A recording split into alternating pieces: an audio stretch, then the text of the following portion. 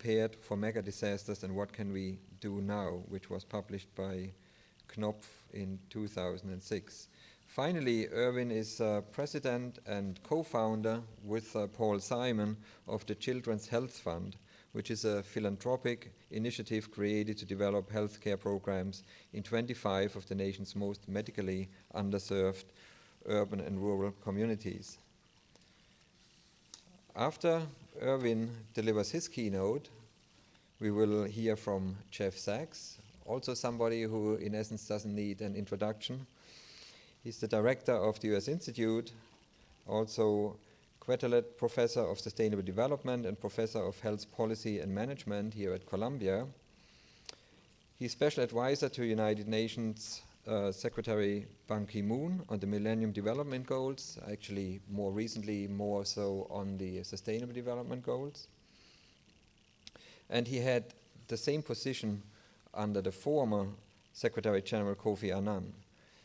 With respect to the Sustainable Development Goals, he is leading a big initiative called SDSN, the Sustainable Development Solutions Network. Besides that, Jeff does many things. It's actually, it would be futile to go through all his honors and recognitions. But I want to mention the 3 New York Times bestsellers that he wrote over the past 7 or so years: The End of Poverty, Commonwealth, and The Price of Civilization, which was published in 2011. More recent books include To Move the World, JFK's Quest for Peace, and The Age of Sustainable Development, which was just published in 2015. And when I mentioned that, if I'm driving along and hear Irwin's voice, if you're an early riser, you can listen to Jeff when he's on morning shows, among many other things. He's also widely present in the printed press, writing editorials on many topics that go from across all the spectrum of topics in the area of sustainable development. So we will start with Irwin, and then he will hand on to Jeff, and after that, Jeff Schlegelmilch will take over to moderate the panel. Welcome, everybody.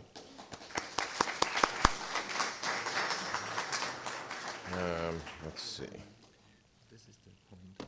Yeah. And then left and right is back and forth. Okay, I just want to open it. Where's the, here it is, that one.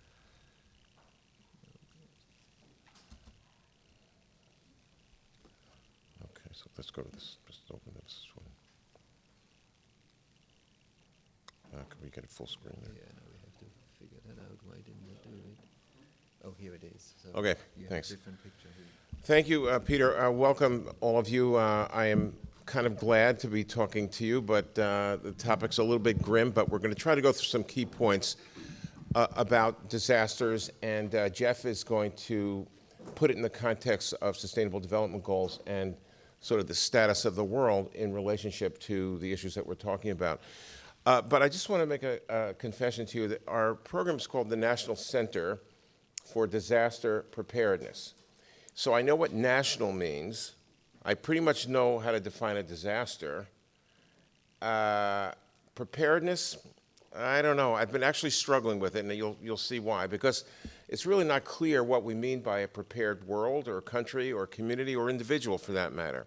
So we're actually, in our programs, in our discussions, our research, we're aiming towards an elusive conceptual goal that's relative to the current state that we're in. And I just want to mention that beforehand, that before we start getting into some of the specifics, that we kind of know what we're talking about, when we see it, but the fact of the matter is that it's an elusive definition. What we're going to try to do today is go over the current landscape of disasters as we see them. And I think the public's attention around disasters came to a head after 9/11, and since then, a lot of things have happened, as Peter mentioned. The question is, what are we looking at right now? What is germane? How do we create priorities that are the things that we're most concerned about and want to focus on? So I'm going to mention a few particular scenarios that I just want to open with about the kinds of things that we would put in there's two categories, basically. One are the no warning events, and the other are more or less with warning. I have a different term that I'm using now to describe them, but just to give you a flavor of what we're talking about. So this, of course, is, not of course, this is on the pointer's not working on this. Oh, here's the pointer. Okay. This is the city of San Francisco after the 1906 earthquake that destroyed that city.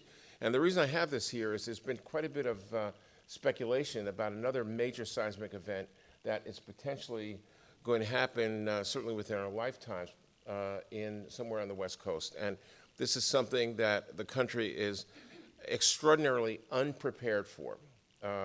We haven't reinforced sufficient structures. We haven't really had sufficient exploration of what are the options in response to such a thing. And I'm just mentioning that we're not going to really go into detail about this, but this is '06, and it's a question of when and if, sort of more when rather than if, we'll get a big quake on the West Coast. This represents the fact that one of the no warning events that we think about a lot is the possibility of a virus or bacteria becoming something that basically gets out of control. We talk about pandemics, this represents a virus. This is the Nipah virus, which actually is a very lethal virus for humans. It is not aggressively transmissible among people, but it could become, through mutation, quite transmissible at a moment in time that we really cannot predict. And is representative of a class of microorganisms that, in fact, could be responsible for worldwide pandemic that could have extraordinary consequences for the whole planet. And by the way, I'm going to keep referencing some of the things that Jeff will probably go into. So the more fragile the society in its developmental trajectory, the more likely any one of these things could have a devastating effect and really pull the rug out of any progress that might have been made over the last however many years. So pandemics is another thing we're worried about. Jeb Weisman, a little bit later, is going to talk about cyber threats that we're now facing in the world, and he's got a very interesting take on that. I am going to mention here, this is the Fukushima disaster that we know happened in Japan a few years ago. There is a degree of risk associated with nuclear power plants for a variety of reasons. I'm not going to get into that either.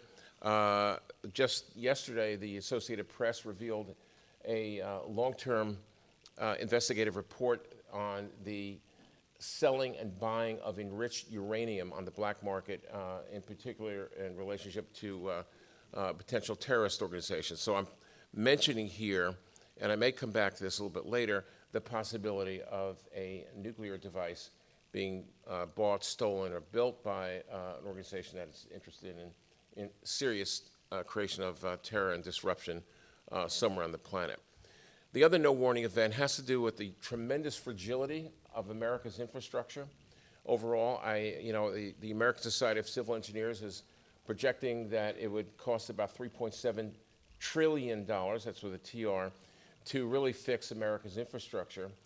This is the Sacramento River Valley, and much of the levee system there is made from mud mounds, similar to what we have been seeing the last few days, really, in South Carolina. So this is a big disaster waiting to happen that if on sufficient weather conditions, this could overflow easily these very, very inadequate levees, and we'd have major flooding of the city of Sacramento.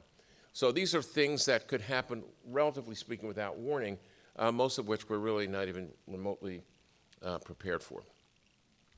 But I wanted to focus a little bit more on something that I would like to refer to as slow motion catastrophic disasters. And this bucket includes a lot of things that you may or may not be aware of. And one of them has to do with the vast cascading consequences of climate change. And Adam and Elisa are going to talk about some of that later, but I'm just, for reference, showing an area of severe drought in California. So that is one category, and you're going to hear more about that with the panel. The second thing has to do with something that I'm personally very concerned about, which is the development of superbugs, that is, microorganisms that have been mutated so that they are no longer responsive to large numbers of our antibiotics. This is a really big problem. And in fact, there in the United States alone, last year there were 2 million people infected with what we refer to as a superbug, 23,000 fatalities in the US alone associated with superbugs. This has to do with, among other things, tremendous overuse of antibiotics. Why is that? Because pharmaceutical companies are pushing them, patients are demanding them, and doctors are loosely prescribing them. So that the human use of antibiotics has been out of control, and mutations have developed. But probably equally important is the use of antibiotics in livestock. So chickens, beef, et cetera, are very often given large amounts of antibiotics from the moment of birth through until they're slaughtered for human consumption. That also is creating these bacteria that are antibiotic resistant, a very big pending problem. This one up here, this ugly picture on the upper right is MRSA, methicillin-resistant Staph aureus, and it is an example of the kind of situation that we're talking about here. On the bottom is something that we've recently begun to focus on. This has to do with this massive refugee crisis that the world is experiencing. So estimates are that across the globe, 40 to 50 million people are displaced from their communities. That means at least 10 million children are among those people and populations that have been displaced. And we've written a little bit about this, but the fact of the matter is the average duration of a child who has been seriously displaced, not from an acute event that can be fixed and they can go back to their communities, is 17 years. So in essence, we're talking about entire childhoods spent in situations of displacement, extraordinary vulnerability, and high risk to these kids.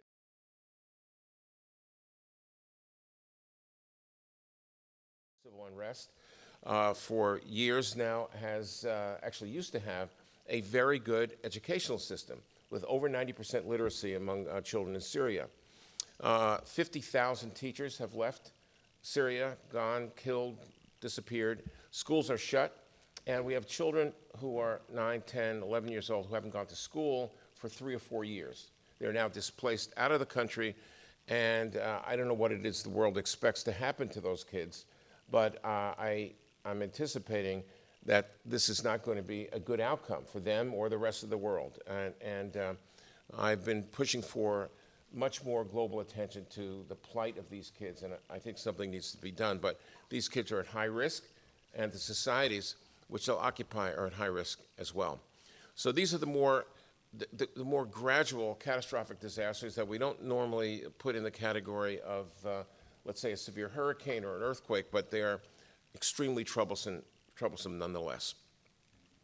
The overall report card for how we're handling preparedness is not good. We have big-scale disasters that are accompanied by very small planning. We have an extreme aversion to prevention. The things that we know that could reduce the chances or likelihood or mitigate disasters, we simply are just not taken care of. We don't have a mentality that I've been able to identify in the U.S. at least to say really it would be much better to prevent these situations that we've been talking about and make the investments and the resources available to help deal with them. And the other thing has to do with a failure of imagination about disasters. I'm going to come back to that in just a moment. So overall, D+, if I get on the wrong side of the bed, it's otherwise it's a maybe D+, C-. C- is the grade. I want to just quickly go through 2 categories of issues that impair progress around preparedness. And the first of these is the scale and resources and something I refer to as the denominator problem, which I'm going to explain. And the second has to do with the structural issues and the accountability issues with respect to oversight of disaster management and prevention. And then the third, something I've been calling disaster learning disabilities. And I'll explain all this right now. So the first thing is that we don't have a grasp or a grip on exactly the scale of some disasters that we might think we've been preparing for. And let me just start with an example of a potential pandemic flu as it might impact New York City, which has a population of 8.2 million. If we had an avian flu pandemic of the type we were talking about in the 2005-2006 era, we're talking about an attack rate of 30% of the population would get this virus. That doesn't mean everybody is lethally, fatally ill. It just means that everything from mild disease or no symptoms to deadly consequences from this situation. 10% of those who got the virus would require hospitalization, and the mortality rate would be around 2.5% of the population in New York. So what that would mean is that we'd have, over the course of the pandemic, almost 2.5 million people who would get sick with this virus, including 600,000 children. That would mean 60,000 deaths, including 15,000 pediatric deaths and 200,000 hospital admissions. So the cascade of events that follow such a situation has to do with tremendous stresses on every system imaginable. But just taking the health system and the medical services system, we certainly wouldn't have a vaccine available, and certainly not at any kind of scale that we might need. We won't have enough antiviral medications. We simply are very, very remotely distant from having sufficient number of hospital beds, ventilators, et cetera. But what's also important to understand is that the cascade of events from isolating people, from loss of life, from people staying home to take care of their children are tremendous consequences for the education of kids, for the local, national, and maybe international economy, and so on. Real troubles that are emanating out like ripples from a stone thrown in a pond that people have really not really grasped or made any plans for whatsoever. The notion, by the way, of assistance from the outside in a pandemic is not going to happen because since it's a pandemic, it's happening everywhere, so we're not going to be getting help from Boston, Atlanta, Washington, and so forth. We'll be on our own, as will every other city in America. And this is a reality that no one really likes to talk about because it's not really clear what you would do about it, even if you did think about it. But it is a problem. The Indian Point Energy Center is the euphemism for a nuclear power plant, and I know there's a lot of controversy about whether people think these are a good idea or not a good idea, but whatever you think, if there were a meltdown, Fukushima-like, at Indian Point, which is about 26 miles from where we're sitting right now, within 50 miles of Indian Point live 17 million people. An enormous presence, and depending on what the atmospheric conditions might be and other factors, a lot of people would have to be evacuated from this area. And one of the points that I've made actually to the governor and others, as many people as I could get to, is that there have been essentially zero plans made to accommodate large numbers of evacuees coming from the metropolitan area. So I guess what would happen is tens of thousands, hundreds of thousands of people evacuating from this region, arriving in, I don't know, get off the New York State Thruway, exit 17, I guess, and stop by Goshen, New York, where there are no hospitals, no jobs, nothing, zero has been done in any part of the United States to deal with potential evacuees from a nuclear power plant meltdown. Not a good thing. The idea of nuclear terrorism, I told you that there's really serious heightened concern about the acquisition of enriched uranium or plutonium by terror groups. One of those detonated, by the way, would not be an existential threat to life on the planet. This is not the Cold War. This is not 40,000 nuclear warheads pointed between the Soviet Union and the United States as it was in the late 50s and 60s. But this is nonetheless obviously a major event that would be just horrific beyond description. But I wanted to point out this fact about it. So there are 6 places in the U.S. that are considered potential high target zones for nuclear terrorism. So it's Los Angeles, San Francisco, Houston, Chicago, Washington, and New York. There isn't a single one of these cities that has what any of us would probably consider even minimal readiness for this. By the way, I'm not suggesting that we do, but I'm suggesting we don't ignore it. If we're going to ignore it, I really would like that to be proactively after some discussion. For example, if we have extra resources, I would like to see those invested in, say, access to healthcare for children, not necessarily preparing for a nuclear weapon. But a lot of what we do is very much by default, and that's a problem in terms of disaster planning generally. I'm going to skip that. So a relatively small nuclear device that, let's say, occurred in Midtown Manhattan would have a significant amount of casualties and deaths, obviously very, very significant, horrible event. But this is what we'd be looking at relatively immediately. But the total hospital bed capacity in New York State is less than 40,000. Now, obviously, people who survive would be going to other places, but just to give you a sense of this, and by the way, those 40,000 beds are pretty occupied, and there would be no warning for this kind of event. So we'd have a very, very major problem, not just with the initial detonation and act of terrorism, but what we would do in the aftermath. And I don't really want to dwell on that other than to say it's just another example of things we're not really prepared for. So this is what I was referring to as a numerator-denominator problem. When you talk to people who are planning for disasters and you say, how are we doing? They will give you a number that actually is the numerator in this illustration. In other words, the Department of Health will say, we have stockpiled 1 million face masks, N95s, in the event of a pandemic. But what actually is needed may be 300 million, because you have to change them every 4 hours. It's a whole big deal. So 1 million, which sounds like a large number to the press or to the public, is actually completely, essentially irrelevant to the scale of need. And another way of putting that, as far as preparedness is concerned, if this is our starting point and this is our current state, we're never going to be 100% prepared, and I hope no one even thinks that's reasonable to think about. But let's say we wanted to be here on this spectrum. You could say we've either made progress and we're doing fine, or we're way behind because we haven't gotten here. This becomes a judgment call and actually drives decisions about how much resources from the public sector are going to be invested. So do we want to put a lot more money in and get closer, or do we want to use whatever resources we have available to do other things? I don't really have an answer for that, but I just want to point this out.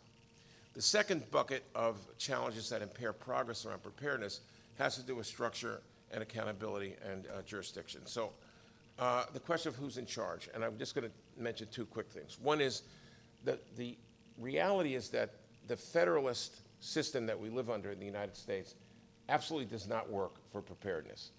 The federal government has literally very little control over what New York State or New York City does about preparedness, and about a lot of other things for that matter. And in some states that have home rule, like Texas, the governor has very little control over what happens in a local community or town.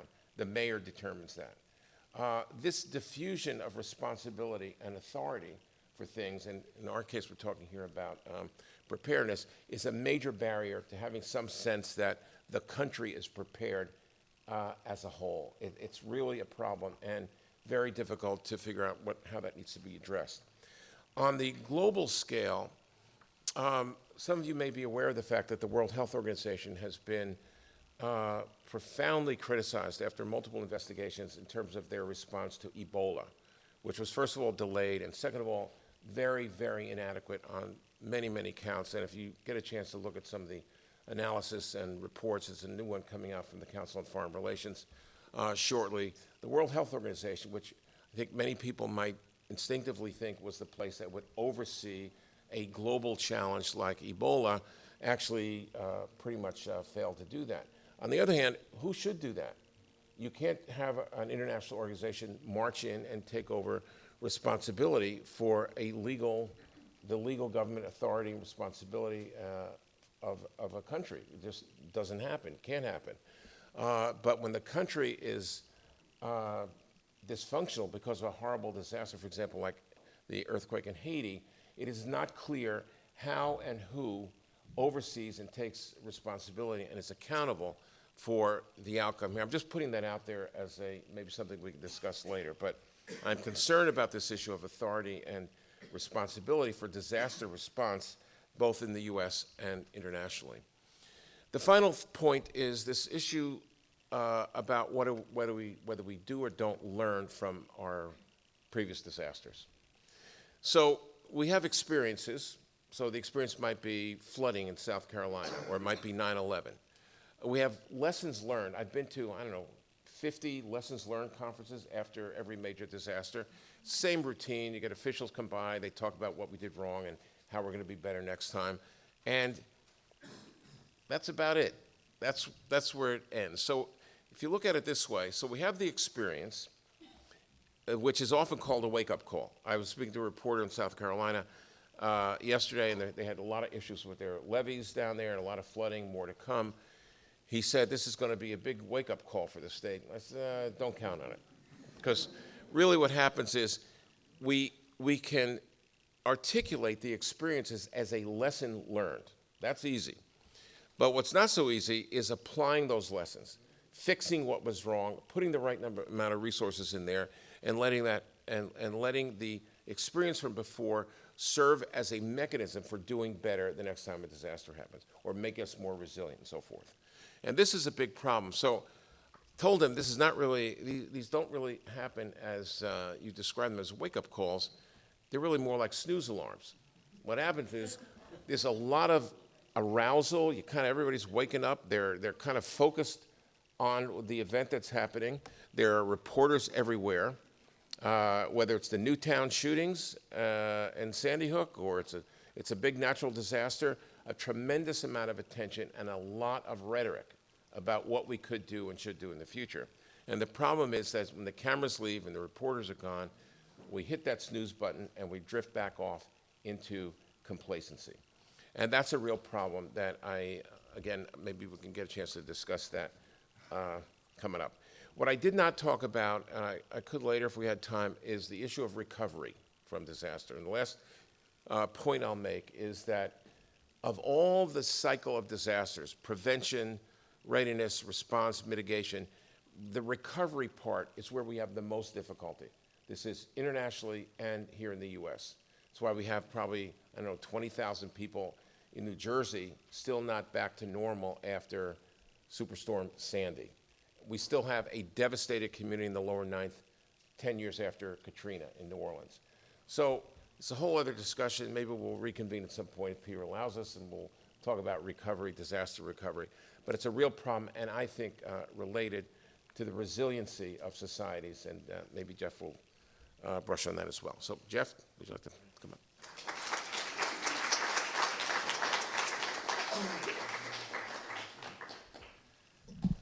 Irwin, thank you for that terrific overview, which really was both comprehensive and shows what it means to be thinking about this so deeply, and thank you for doing that, and thank you for pulling us together, because we can't have enough of these meetings, it seems, until we make the kind of breakthroughs that are needed. We're speaking today about extreme events, but already I think you made an extraordinarily important point, which is that while individual events are unpredictable, what is predictable is the increasing frequency and the nature of the risk of many of these events. And so we're standing almost blind, despite the fact that a lot is known, and a lot is known among our colleagues here about estimating frequencies, risks, and so forth.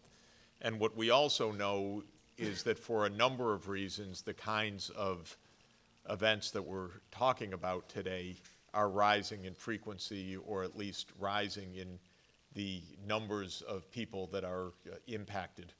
So the vulnerability and exposure to these risks is increasing.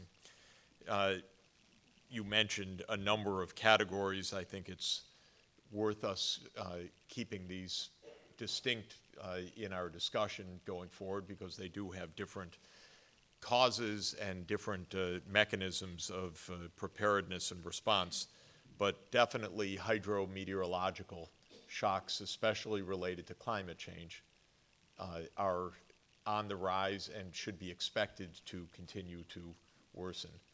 And we see all over the world droughts, floods, extreme storms, and reasons to believe, and we'll hear from one of the great experts, that these are related to anthropogenic climate change and therefore are likely to intensify in the future. We're suffering from a large number of ecological shocks because there's a tremendous amount of ecological displacement, meaning collisions of ecologies and biodiversity, genetic recombination of microbial pathogens that didn't occur in the past or that is occurring at greater frequency.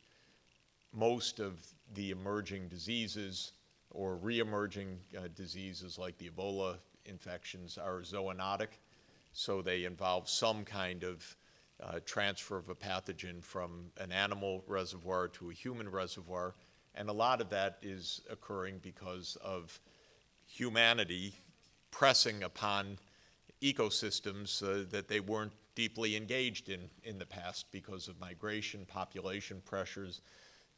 We know that bushmeat eating was presumably partly responsible for the biggest zoonosis of modern times, which has been the AIDS epidemic. Ebola, the most recent round, is perhaps related to bats, although nobody is absolutely certain how this latest occurrence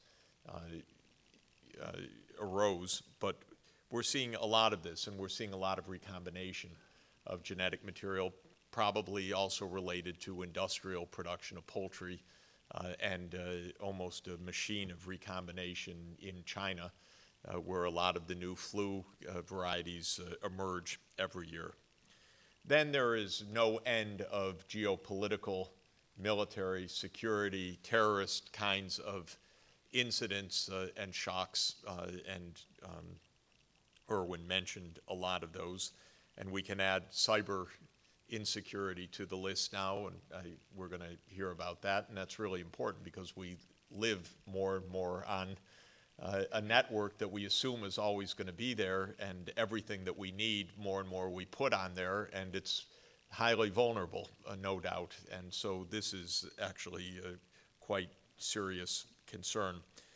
And then I would say what we really find increasingly are highly complex disasters that have a bit of everything in them.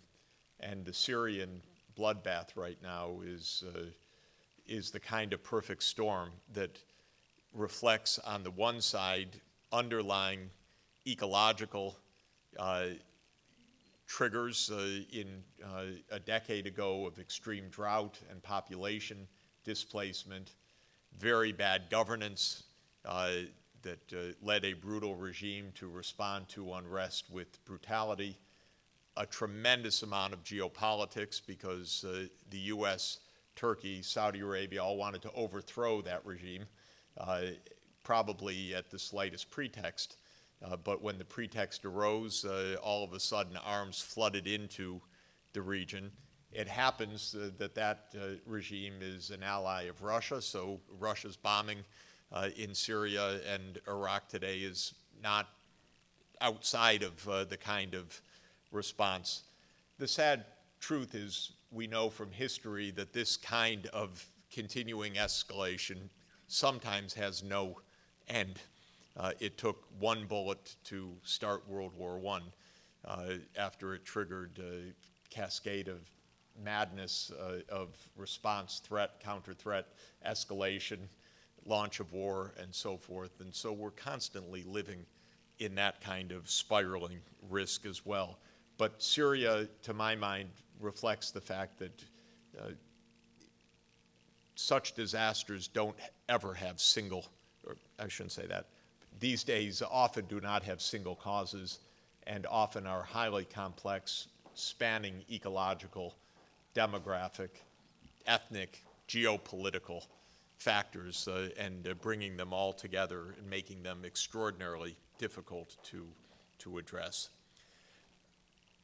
All of these shocks we should expect will rise in frequency. Some of them can be modeled in terms of frequencies, although most of them do not lend themselves to high skill of short-run prediction, but some skill of long-term frequency estimation and identification of areas of particular risk. It's even possible to make assessments of where risks of war outbreak are. We've had a group here working on that for quite a while, and there's a lot of ability to predict that certain places are vulnerable, especially very poor places, and not surprisingly, because they have very fragile socioeconomic systems. A second major point that is obvious but needs to be stressed is that every one of these crises that I know of evidences a special vulnerability of the poor. So almost any shock, you look at the eventual consequences of the shock, it can be related to socioeconomic conditions of the population at the time that the shock or the unraveling occurs. And the poor inevitably lose more. One could imagine some counterexamples, but there are very, very few indeed. And we've seen that in every case in the U.S. Shocks like Sandy or Katrina, but this is a worldwide reality, which is that in many places the shock hits and the rich walk away and the poor die. And understanding the nature of that, and John Mutter has worked very hard on that issue for many, many years to try to understand that, is important for us. Often the poor live in the most vulnerable places. They live on steep slopes. They live near the riverbanks, in places, floodplains, in highly vulnerable places where they've been pushed because that's the last place that they're tolerated, so to speak, in the society, or the place where they can get a foothold since they don't have other resources. So they're already living precarious lives. And if you look in the world today, very poor people live in drylands, highly vulnerable to drought and to food crises, for example. Not surprising, therefore, that they're more impacted. But of course, the rich always have access to resources, their own buffers, and their call on governments that are pretty quick, whereas the poor don't have such resources. It's not quite apropos of this, but when the 2008 financial crisis hit, the Wall Street Journal ran an editorial about 5 days after Lehman fell that, "Are you idiots? Don't you know there are market failures and we have to bail out the banks?" Which was the only time in 20 years that I know that the Wall Street Journal acknowledged market failures. But it acknowledged them for the rich, the richest of the rich. It never would say they're market failures for the poor. But to me, it's an illustration why the poor suffer. They don't get the editorials written for them. It's the rich and the powerful who are able to, if they don't have the buffers themselves, are able to find them. So there's a tremendous amount of scientific validation of the principle that any of these shocks has hugely unequal socioeconomic impacts. A third major finding, and Irwin is exactly at the intersection of the disaster world and the children's world, is that young children are extraordinarily vulnerable to shocks, and much more than we can imagine. And the reason is that they're developing. And it turns out biologically, you don't get too many chances to develop. And if you miss the normal biological progression of healthy development, there isn't easy catch-up. We know this, we sense this, we have our own knowledge and experiences of this.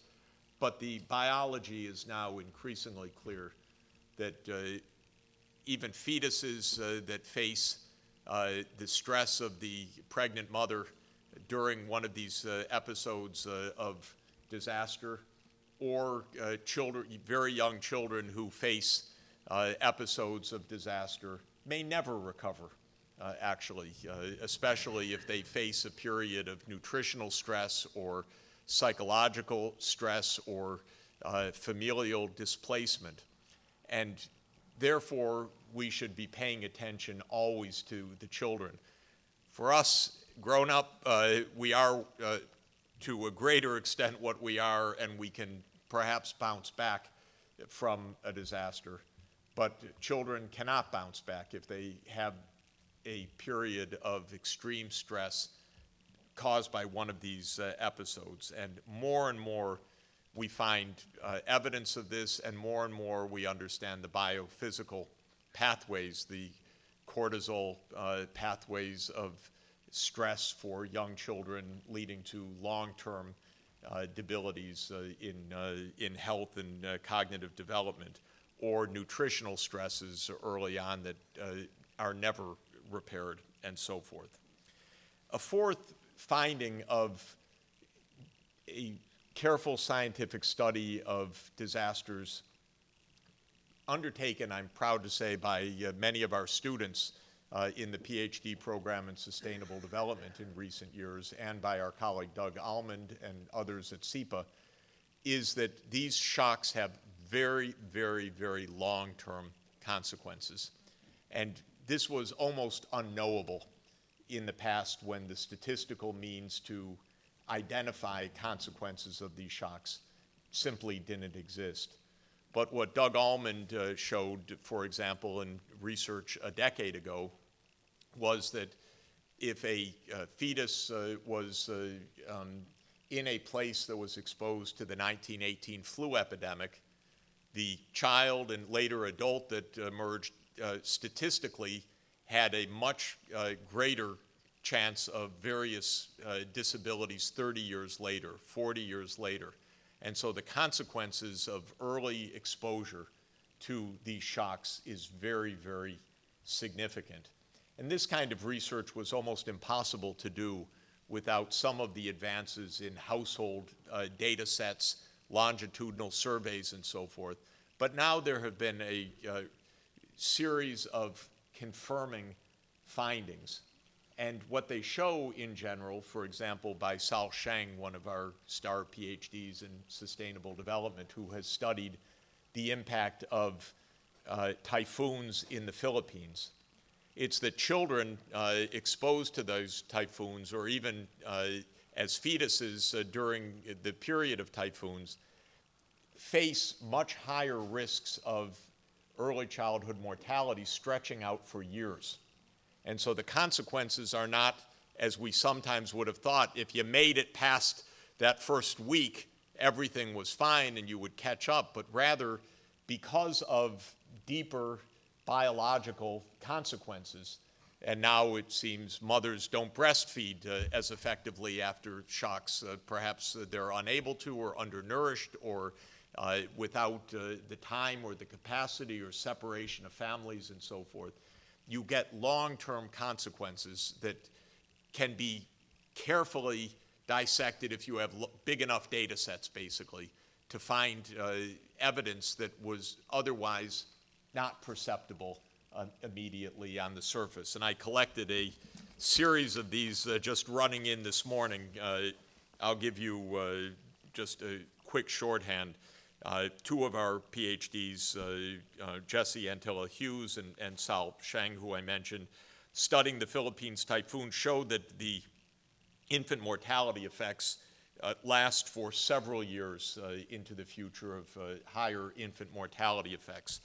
Another paper of theirs showed that the economic growth consequences of these shocks is a decrement of growth, but rather small, but lasting 15 years. So that rather than seeing one big disaster, which would have been my mental image, and then you either climb out or you don't, it's a long period of loss of growth potential, when accumulated over a period of 15 years, basically is taking away a lot of the economic development of these highly vulnerable societies. So it took a massive data set and then a lot of skill in linking the data set to hurricane and cyclonic disturbances to be able to ferret out what otherwise wasn't so perceptible, that the long tail in timing means that the consequences are very large, even if you don't notice them jumping out at you in the macro data from one year to the next. Then more studies of intra-utero exposure to flus, to in Dutch women during the last year of World War II, a massive famine that was war-induced, and then studying children who were in utero in the winter of in the fall of 1944, winter of 1945, with serious liabilities in their life trajectories 30 years later. And this is controlling, as you would in such studies, for many, many other factors. But those few months of being in those months in gestation turns out to have these long-term effects. There are suggestions that children who are in the first trimester during Ramadan may have consequences if mothers are fasting. And so this is also another imperceptible finding, which is now being shown in very large data sets. So this is another point that I think is extremely important, that both at the individual level and at the societal level, there's a long, long period of consequence for these events. The next point, obviously, I won't belabor it, also given the time. Our societal responses are very, very weak. We simply lack institutions and perhaps even the cognitive makeup to be able to look at these kinds of challenges in a rational way. By rational way, I mean the way we would in a decision analytic framework, where we say we have these risks, we have this well-being function, we have this probability distribution. What is the optimum degree of preparedness? What's the optimum institutions for response? That's how one would think about this problem in a kind of engineering framework. But our societies seem not to do that at all, which is why, incidentally, we're going into COP21 in Paris in early December, meaning 21 years of negotiations with no success in reaching a climate agreement so far. It's not as if we don't have the evidence. And so this is just one piece of, one kind of example. But every time an earthquake hits, as in Nepal last year, oh, well, we had a building code, but it was never enforced. And so the buildings crumbled, or in Haiti, or when such shocks happen in many other places. What's true is that a few places hit by major shocks show that they did plan ahead. They did implement a building code, say the Kobe earthquake, compared to the Haiti earthquake, which almost had the same magnitude and the same distance of the major city from the epicenter, and one had a few hundred deaths, I think, maybe 5,000, and the other hundreds of thousands. And so there can be learning potentially, but in general, there is not. And I know we're going to talk about that with Hurricane Sandy. One lesson: why are backup generators always below the flood level? This seems to be a bad idea. It was a bad idea in Fukushima. It was a bad idea in New York City hospitals. It's something that where you would imagine we could learn something, but we actually don't even learn that basic point. One interesting, dismaying fact for me from a UN point of view is that despite the fact that every year the UN is handling dozens of humanitarian emergencies, there is no funding mechanism to address them. Every single humanitarian emergency, I shouldn't say that, what there is an unbelievably deficient, almost deficient to the point of weirdness system, which is that when the shock occurs, you estimate the needs and then you go out and beg for countries to give emergency help for that. This is unbelievable. There's no doubt that the UN will need billions of dollars every year, but no money is put up front. Every single one of these disasters requires going cup in hand and having donor meetings, having emergency meetings, finding out that the pledge is only 20% of the ask, and then that pledge never materializes afterwards also, because that's just the headline for the photo op. It's not the actual money that ever materializes. So we lack completely a financial structure. So what would this mean in terms of true preparedness? This is a question that Irwin asked, and the closest we come to that analytically is a model of insurance. And an insurance model is a model where you try to calibrate as through best statistical means, frequency statistics or Bayesian analyses, a probability distribution of risks. You assess the kinds of investments that can be made in risk reduction, in mitigation, in risk preparedness, in risk resilience, and you implement financial mechanisms for risk response and for insurance. Insurance means transfers of income when bad states of nature happen to buffer those who are hit. We don't have anything like that operating, even for the most predictable seismological or hydrometeorological shocks. We don't have an international, we do have it for private insurance, but the private insurance inevitably covers only a small part of the actual risks and almost no place in very poor countries. One of the best parts of good insurance mechanisms, more or less like the building insurance in New York City, is that to get an insurance policy, you have to take steps of risk reduction and preparedness. So to have a homeowner's insurance policy, you have to show that the house is equipped with alarms, with the sprinkler system, with other risk reduction mechanisms. So insurance is not only protecting against a bad occurrence, it's reducing, if it's well-designed insurance, it's reducing the frequency and the severity of those occurrences as well through cost-effective preparedness mechanisms.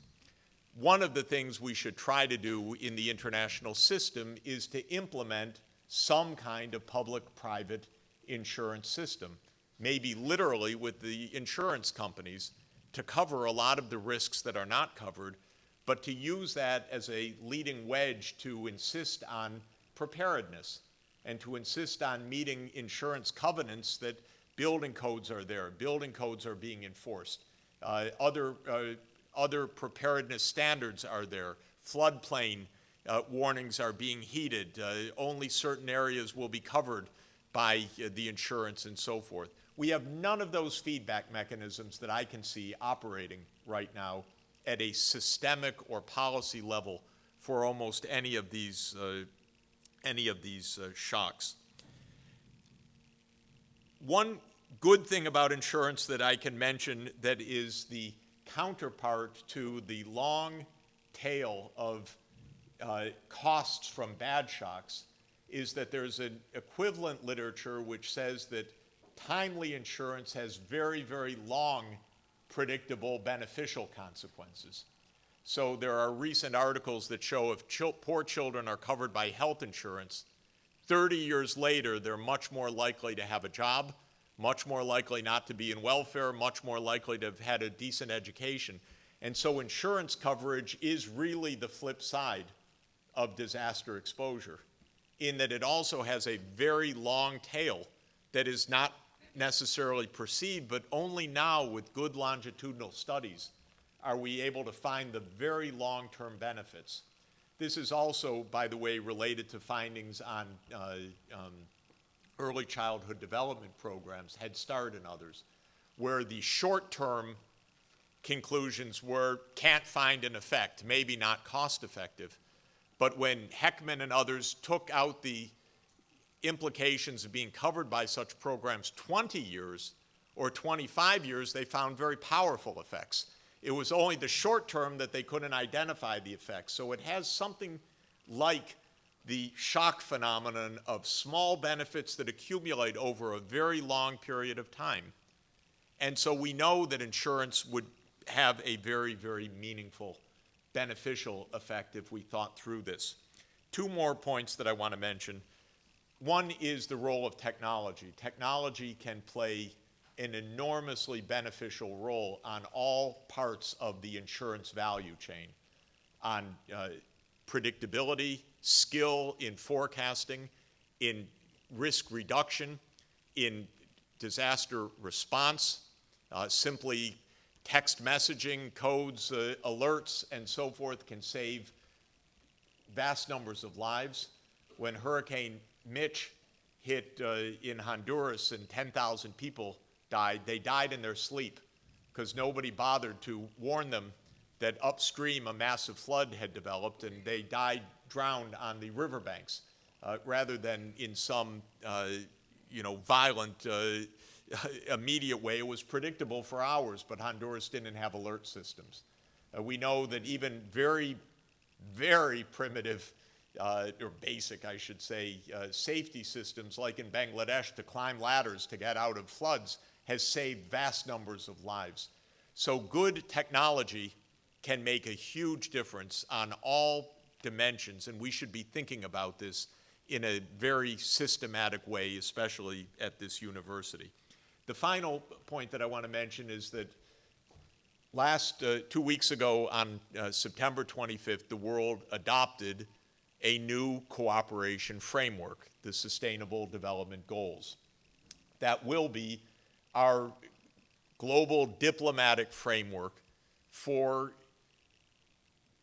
cooperation around development issues and these disaster-related issues for the coming 15 years.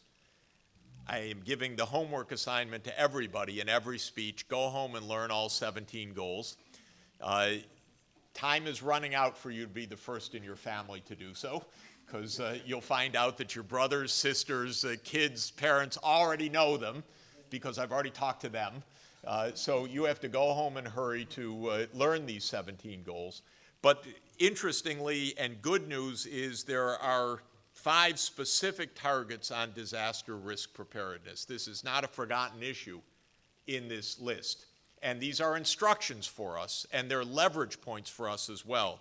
So in SDG number 1, it's end extreme poverty. Target 1.5 under that is resilience and reduced exposure and vulnerability of the poor to shocks. SDG 2 is sustainable agriculture and food security, and target 2.4 is food resilience in the face of climate change.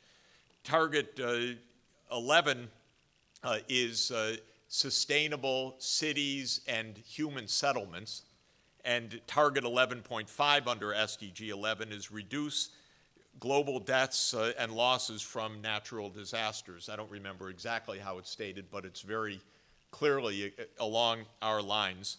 And target 11.B under SDG 11 is that every polity, national and local, is to make plans under what's called the Sendai framework for disaster risk reduction on how to address these emergencies. So there is a global call for systematic planning.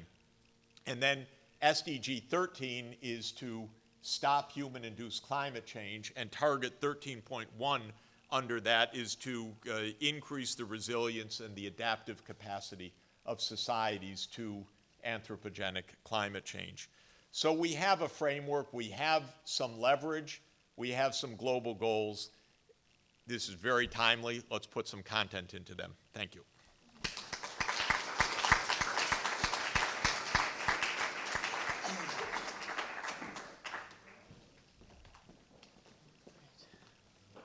All right.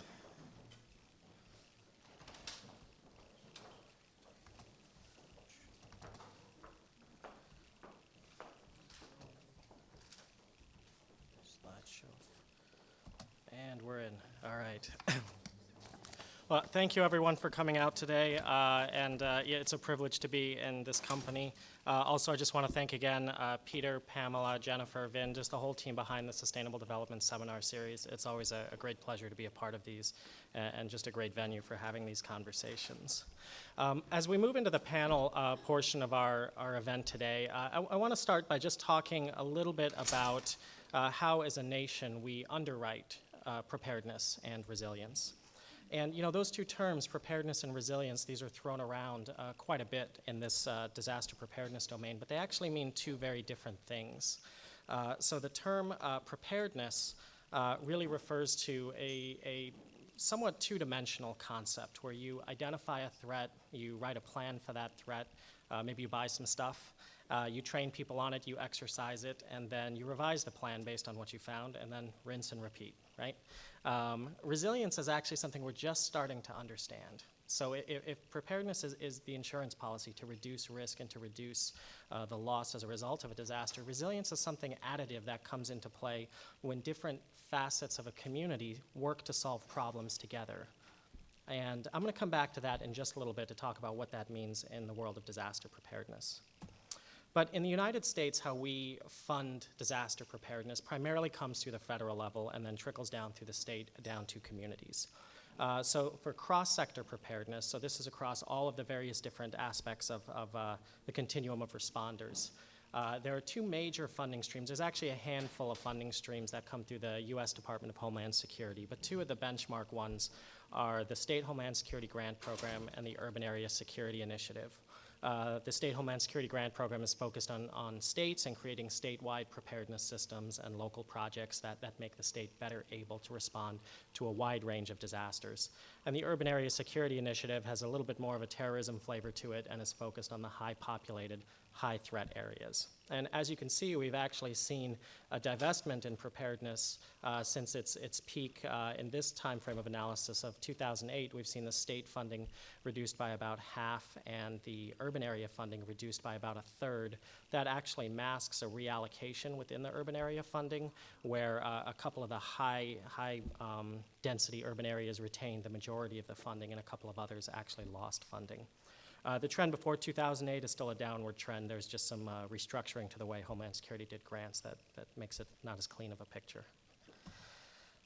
So diving into one of the core sectors, the other major stream that contributes to preparedness flows through the U.S. Department of Health and Human Services. The two major grants that come through there are the Hospital Preparedness Program and the Public Health Emergency Preparedness Program.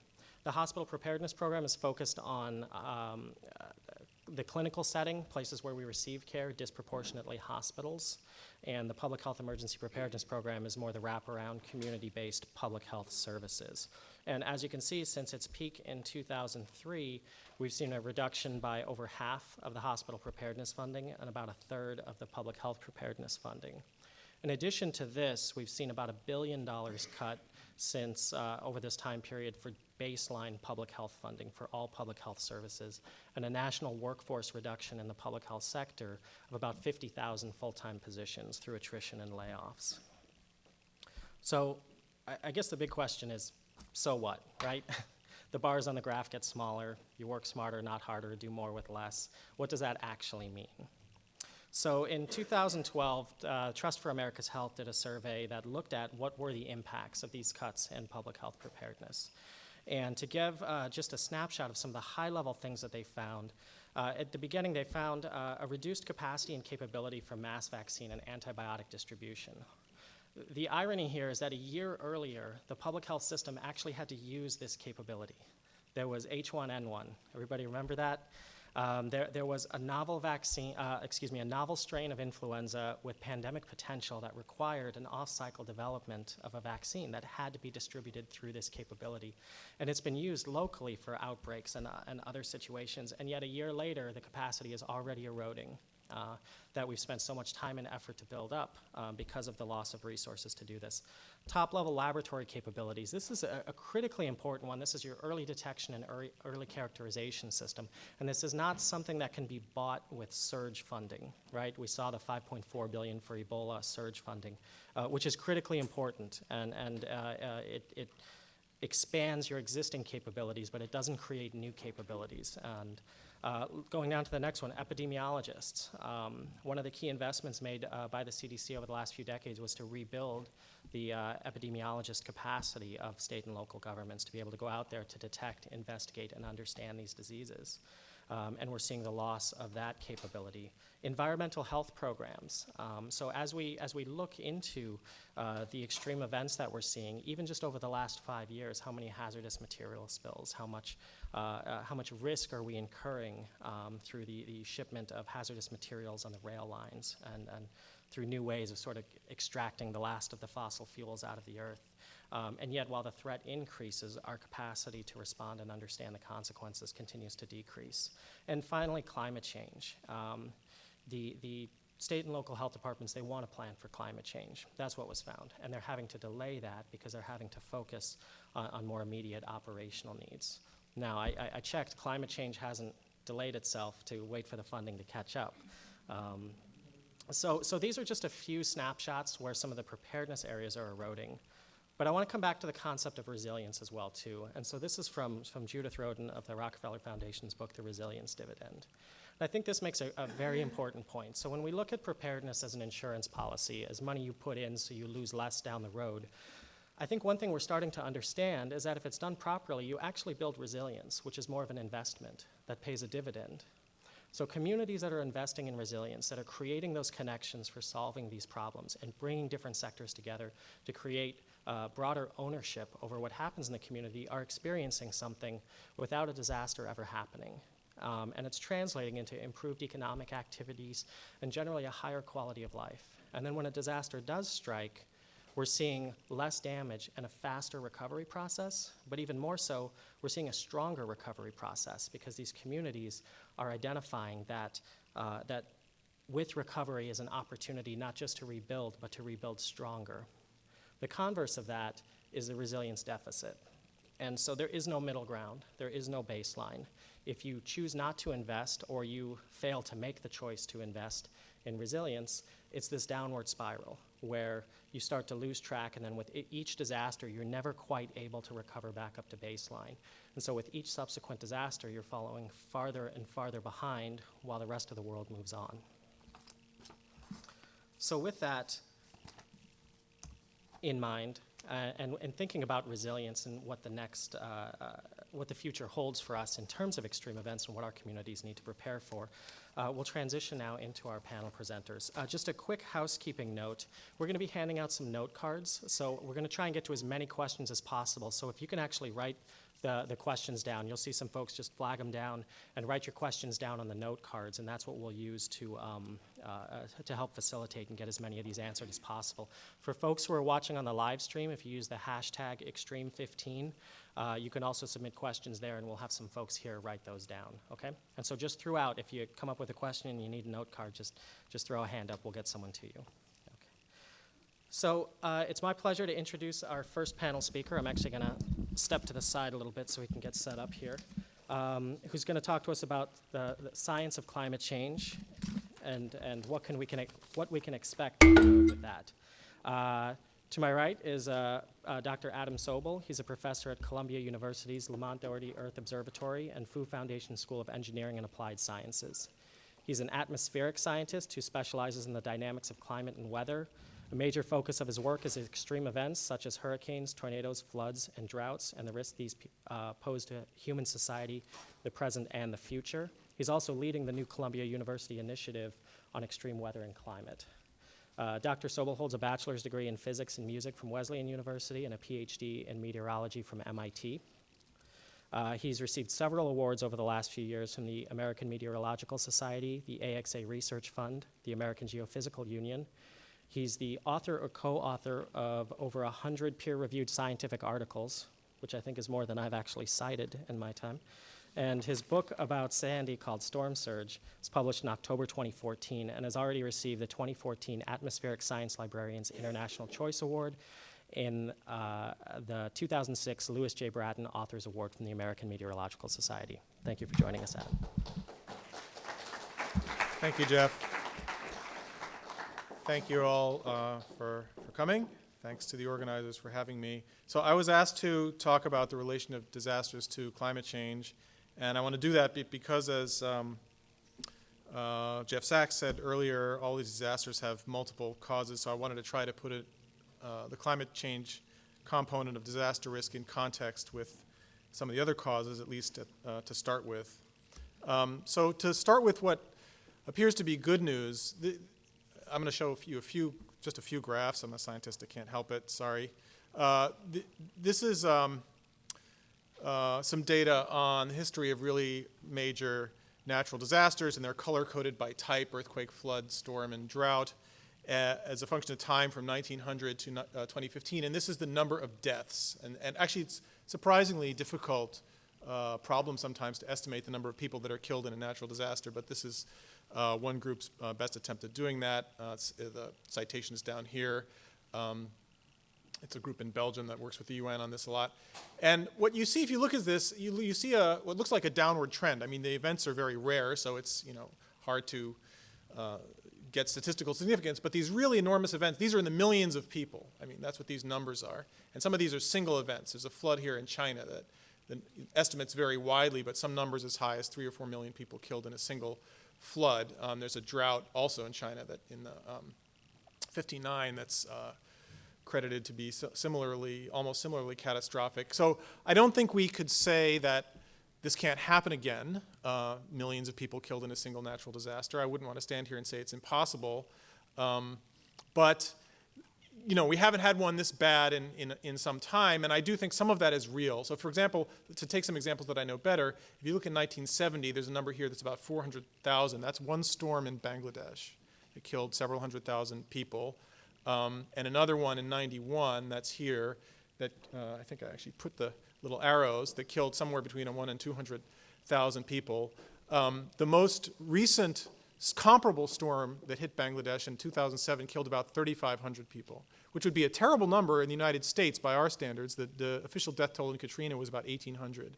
In Sandy, it was a couple hundred, depending whose estimate you take. So 3,500 is, to us in the developed world, sounds like a terrible number, but compared to what has happened in Bangladesh in the past, it's orders of magnitude lower, and that's real. The Bangladesh gets credit for that. That's working with the international community, that's better forecasting, early warning systems from the federal government down to the community level with good interaction, building shelters and getting people up above flood level, as Jeff said. So there is some success story in the history of natural disasters where in some places, including some very vulnerable places, Bangladesh is exceptionally vulnerable, we do learn things and get better, at least in dealing with these kind of short-term, immediate catastrophic events. So we haven't seen as many of these truly mega disasters in terms of death in recent years. But if you look in terms of other measures of disaster, and this is measuring the number of people affected, and I'm not going to try to say how this is defined, or economic damage from natural disasters, again, for the same set of natural disasters. And this is, I've included earthquake as well. This is also as well as climate-related events. And you see these numbers going up very rapidly. Okay, the economic damage in real inflation-adjusted dollars, skyrocketing over the last century, and numbers of people affected as well. And this is not, you can't blame most of this on climate change. Climate change is real by all means, and it is increasing the risks of some of these types of disasters, but the natural events that cause these events are not increasing at anywhere near this rate. So there has to be something else going on. And what it is basically more people moving into harm's way. So I won't, that's been studied explicitly, and we could cite studies on that, or you can just look at the history of the natural events, and you see mostly just fluctuation over this time period. You don't see huge skyrocketing numbers of floods, droughts, and earthquakes, et cetera. So the number of people affected in the economic damage are going up very fast over the course of the last 100 years. Most of that is due to population increases and development in vulnerable areas. It's more people in harm's way. A lot of the economic damage increases is in the developed world. It's wealthy people building on the coasts of Florida and other vulnerable places. A lot of the human cost is in the developing world, where it's often the poorest people living in the most vulnerable areas, including on coastlines, which are vulnerable to storms and floods. But that's most of it. There is some signal in some disasters from climate change, and I'm going to spend most of the rest of my time talking about that. But what I'll say, by way of introduction, is that so far, climate change is a relatively small contributor to these trends, sometimes hard to detect, but it's going to be a bigger and bigger contributor as time goes on. Now, when we talk about climate change and the influence on extreme events, we scientists in the field often get caught up in complicated discussions of uncertainty. There's uncertainties in climate change itself, but we know it's happening and we know roughly the magnitude of it. I mean, whether we're going to have, exactly how many degrees of warming we're going to have by 2100 is a matter for debate, not just because of how much greenhouse gases will emit, which is the subject of the upcoming meeting in Paris that Jeff mentioned and everything else. It's also partly climate science, but there are much bigger uncertainties when you ask how these rare extreme events are related to climate change, because the climate is about averages and extreme events are rare, and so it's harder to do the science. But that discussion of uncertainty often obscures the fact that we do know quite a few things with some certainty, and those push trends, even in extreme rare events, in some pretty predictable directions. So I want to now say a few words about the relationship between certain things and uncertain things. So this is an example that I've spent a lot of time on, which is hurricane. This is not my work, but I spent a lot of time studying hurricanes. And so this is a picture from the IPCC report, the most recent one, that tries to summarize what we know about how climate change should affect tropical cyclones. For one particular region I picked, the western North Pacific, which is where the Philippines, we had 2013 Haiyan, which was such an awful event. I don't know if people know, because the South Carolina floods have so dominated our news, but Guangdong province in China was hit by a category typhoon at about the same time, a couple days ago, spawned many tornadoes. Not the worst event in history, but pretty bad, actually. So western North Pacific has the most tropical cyclones in the world, so I just picked that region. And this is summarizing, the direction of change in percent compared to present climate, or the recent historical climate, that we expect by the end of the century, given some reasonable scenario for the warming of the planet. And there's a range of uncertainty, and the four measures are how many storms there are altogether, how many of the strongest ones there are, category 4 and 5 in the Saffir-Simpson scale, the average lifetime and maximum intensity of the storms, and then the rainfall. And you see, though, the rainfall is almost certainly going up. The average intensity of the storms is going up. The total number of storms is projected most likely to go down, although there's quite a big range of uncertainty. It could still go up. And the number of category 4s and 5s is a complicated mix, because if there's fewer storms, but they're all more intense, then will we get more or fewer of the strongest ones, which do by far the disproportionate amount of the damage? That's uncertain. So we have, so these are complicated. None of this is easy to see yet in the observations, because the observations have so much natural variability, and these climate trends are very gradual. So this is a complicated and still somewhat uncertain story that you hear from those of us in my profession about hurricanes. And when we talk about it, it makes it sound as though we don't know anything and we can't predict what's going to happen. That's a misleading impression. If you're worried about coastal floods, events like Haiyan and Sandy and Katrina and the Bangladesh storms, all of these are, those hundreds of thousands of people killed in Bangladesh storms. The 2008, more recently in Myanmar, which was also in the hundreds of thousands of deaths. All of these are storm surge events. They're all coastal floods where the storm pushes water onto the land. And sea level rise is a certainty. The magnitude of it, the rate is still uncertain, but the direction of it is a certainty. A meter of sea level rise by the end of the century is now, I would safe to say, becoming a middle-of-the-road estimate of what's possible, with some estimates being higher than that. The more recent IPCC report being that being on the high end, but that was quite a bit higher than the IPCC report before that. So I think we can expect by the next one, a meter is going to be in the middle of the road. And by very rough ways of measuring this, typically depends on where the storm is and a lot of other factors. But if the sea starts a meter higher, 3 feet higher, then all the floods are 3 feet higher, no matter what, even if the storm doesn't change. And to get 3 feet additional storm surge by strengthening the storm takes about a 1 category increase in the Saffir-Simpson scale. So it's category 2 to a category 3 or 3 to 4.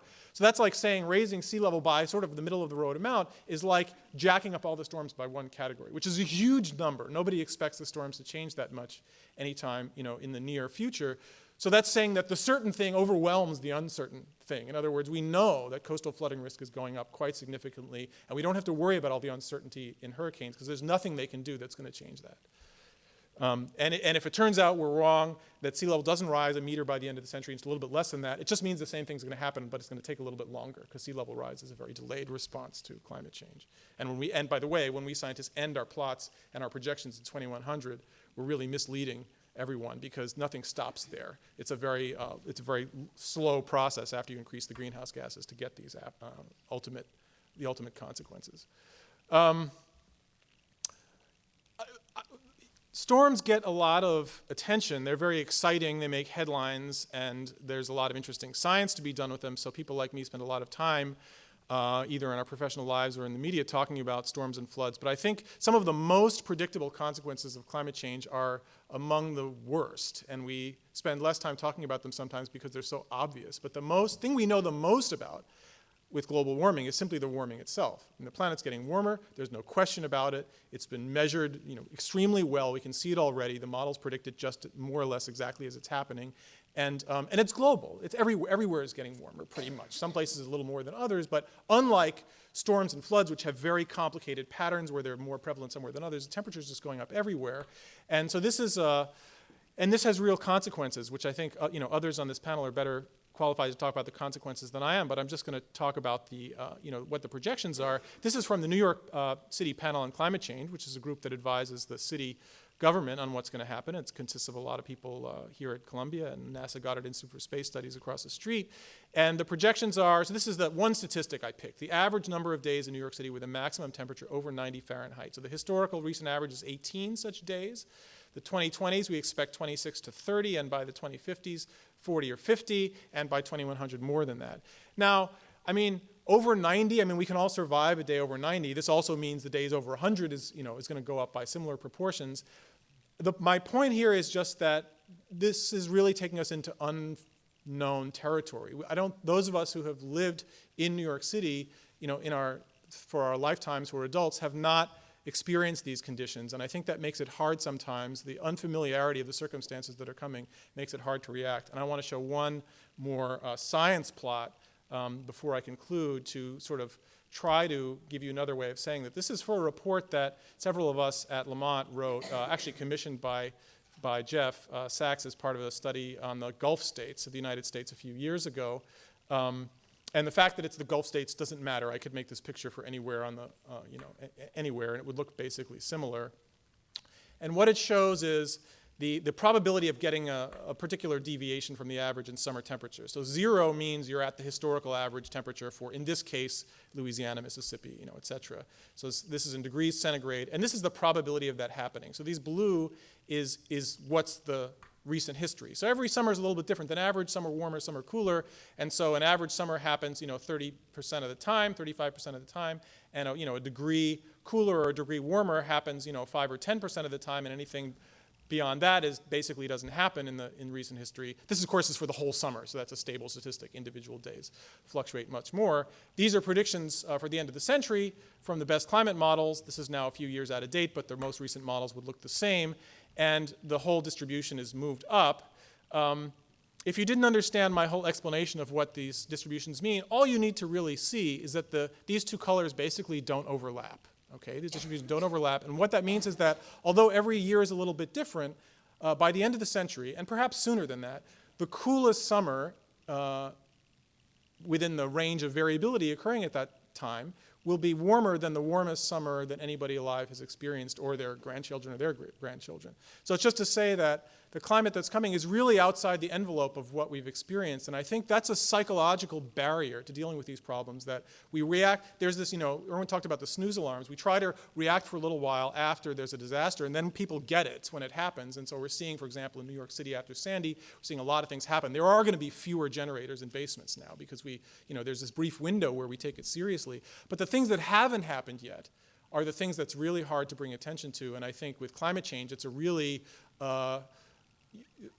massive problem that people just can't grasp it at the gut level that we grasp it after the disaster happens. But it's really a lot better to react to climate change before than after, because you cannot emit the carbon, but getting it out of the atmosphere is something at this point that we don't have the capability to do. We may never have the capability to do it, and reversing the climate change, is something that we otherwise can't do.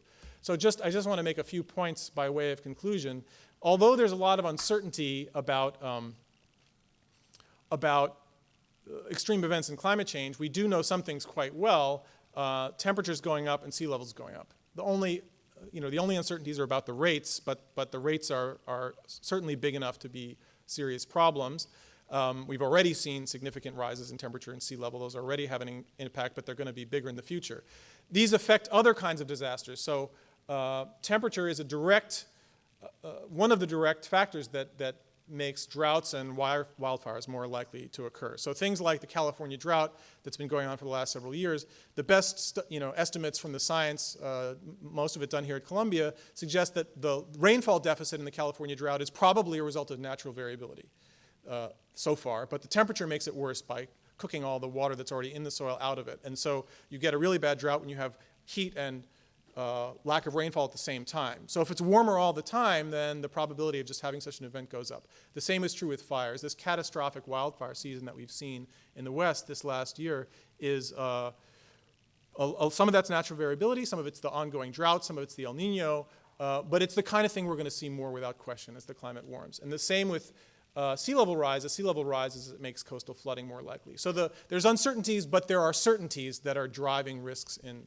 a worse direction.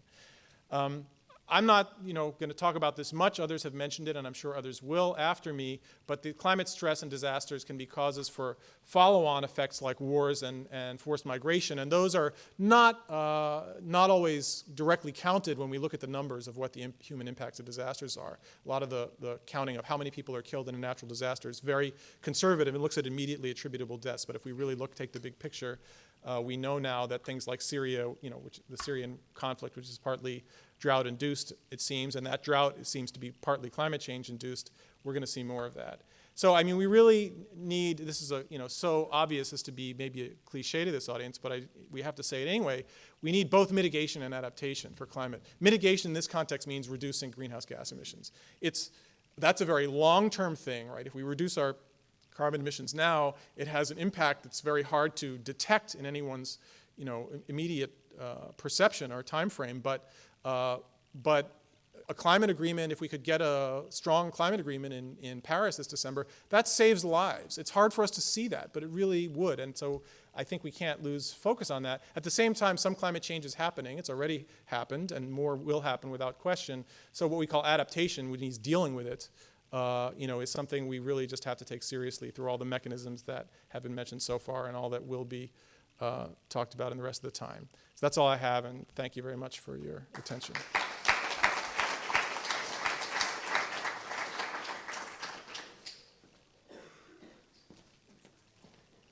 Oh, that's all right.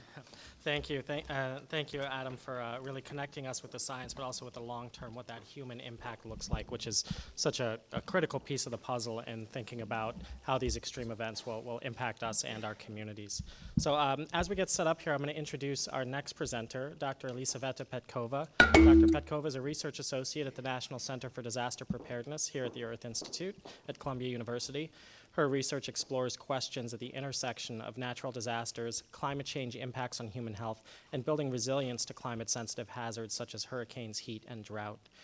She's just wrapping up a study as co-principal investigator funded by NIOSH, exploring the environmental health impacts of Hurricane Sandy on households in New York City, and is also part of a GSK-funded project that aims to assess and improve disaster resilience in 2 pilot communities with a special focus on children.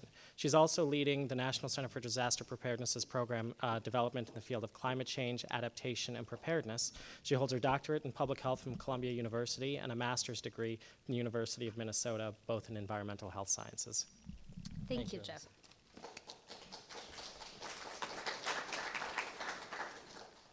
So my talk will be about the 3 increasingly important environmental threats that Adam just mentioned: drought, heat waves, and wildfires.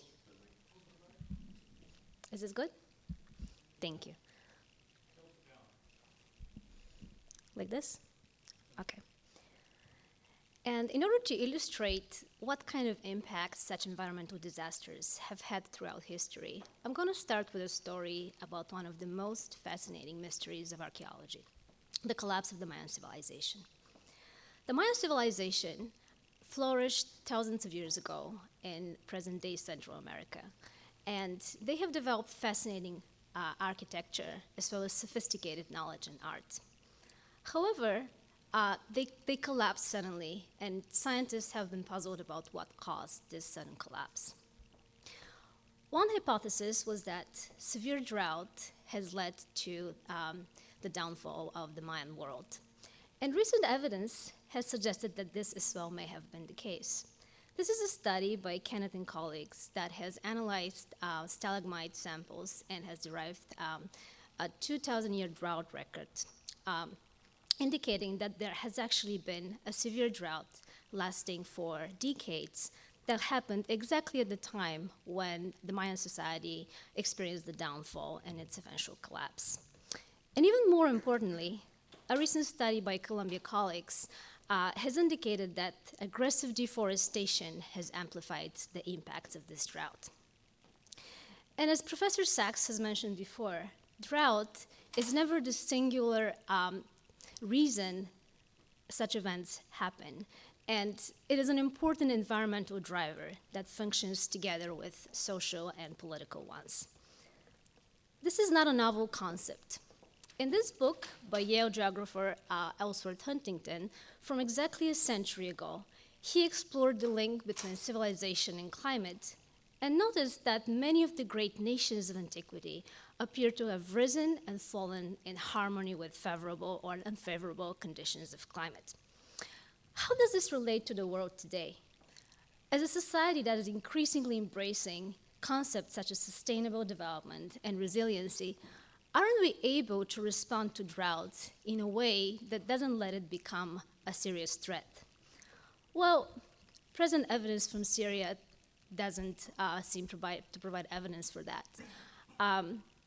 As a result of the drought that occurred from 2006 to 2010, 1.5 million people have migrated from rural to urban areas. They have left behind livestock and have looked for work and new livelihoods for themselves and their families in the urban areas. Crop failures resulted in prices going up, and the water and food shortages, coupled with stress already experienced by the cities, eventually contributed to conflict. And something that is even more important is evidence emerging from a recent study. This one is by colleagues at Columbia as well as at the University of California that has linked the Syrian drought to climate change. And I think it is important for us as a society to start understanding that severe droughts exacerbated by climate change may not be something that we can avoid at this point. They play a major role in national security as well as international stability. And they pose really big threats as societies are really struggling with mass migration and with fighting for limited resources. This may especially be the case for regions like the Middle East that is already facing a serious water crisis. And what about countries like the United States that have much more advanced water policies and have a much more advanced capacity to deal with environmental disasters such as drought? At the moment, California is experiencing the most severe drought in its history. This chart illustrates data from the Drought Monitor. And what we can see is that today, most of the state is experiencing extreme or exceptional drought conditions. And even though the state has a substantial adaptive capacity, economic losses in 2015 alone have been estimated to reach about 2.7 billion. 21,000 jobs were lost as well. And there are many more social and public health impacts that we can't even quantify at this point, that include social dislocation, malnutrition, as well as physical and mental health. And I just want to point out that mental health impacts are especially important when we're thinking of chronic climate-sensitive disasters such as drought. And there have been many documented cases of mental health impacts such as depression and even suicide among vulnerable communities. And what is the face of vulnerability? On the picture here, we see Juana of East Porterville, California. She's a single mother living in poverty and struggling to make ends meet since her well went dry in 2011. People like her in the United States and around the world are most vulnerable to the impacts of drought and will continue to be more vulnerable in the future. Rural and agricultural communities are especially at risk because they depend on their land and the climate for their survival. People of lower socioeconomic status are always more vulnerable, as well as those living in isolation or having a certain underlying health condition. For example, people needing dialysis may be especially vulnerable. Heat waves are another growing challenge under a changing climate. And we define heat waves as periods of unusually hot weather over an extended period of time relative to local conditions. Of course, a heat wave in Australia is not going to be defined the same way as a heat wave in Germany because local populations are adapted to their climates. However, heat waves are a global threat. On this chart, I have presented data from the M-based disaster database, and we can see that heat waves occur around the world. Some of the most severe heat waves that have occurred in recent history include the one in Russia in 2010 that took over 50,000 lives as a result of smog and heat exposure. And of course, the heat wave in Europe that resulted in over 70,000 deaths, 20,000 of them in France alone. And in the United States, the most deadly heat wave in recent history has occurred in Chicago in 1995 when over 700 people died. The next chart just illustrates mortality during the 2003 heat wave in Paris. And on the left y-axis, we see the number of deaths per day. On the right y-axis, we see the temperature in Celsius. What we can see is that the death toll is rising with the prolonged exposure to heat. And this is something to remember when we think about heat waves becoming not only more frequent, but longer with climate change. We can see that on the 12th of August alone, there were over 300 deaths in Paris. And this represents an increase of over 250 deaths over the daily baseline. Now, individuals who are young and healthy are generally not afraid of the heat, and they don't suffer from deadly consequences during heat waves. But there are certain populations, such as children and especially the elderly, who are very vulnerable. People living in social isolation as well, they have nobody to call when a heat wave strikes, and they have no way to seek help even if they don't feel well. As well as people with certain health conditions, such as obesity and diabetes, and people of lower socioeconomic status as well, are always more vulnerable during heat wave periods. There have been several great books that have explored the vulnerability of populations and have told the stories about some of the victims of heat waves. On the left, you see a book by Eric Klinenberg called Heat Wave that has explored the heat wave in Chicago in 1995. And on the right, there is another great book by Richard Keller about the heat wave in France in 2003. And something that I want to just mention because it is important is that in contrast to drought, that is a bigger concern for rural populations, heat is something that is a bigger concern for urban populations. And this is the case, one reason why this is the case is because of the urban heat island effect. The term heat island refers to build up urban areas that are hotter than nearby rural areas. And this temperature difference can reach up to 3 degrees Celsius during the day and up to 12 degrees Celsius during the evening for a city of 1 million.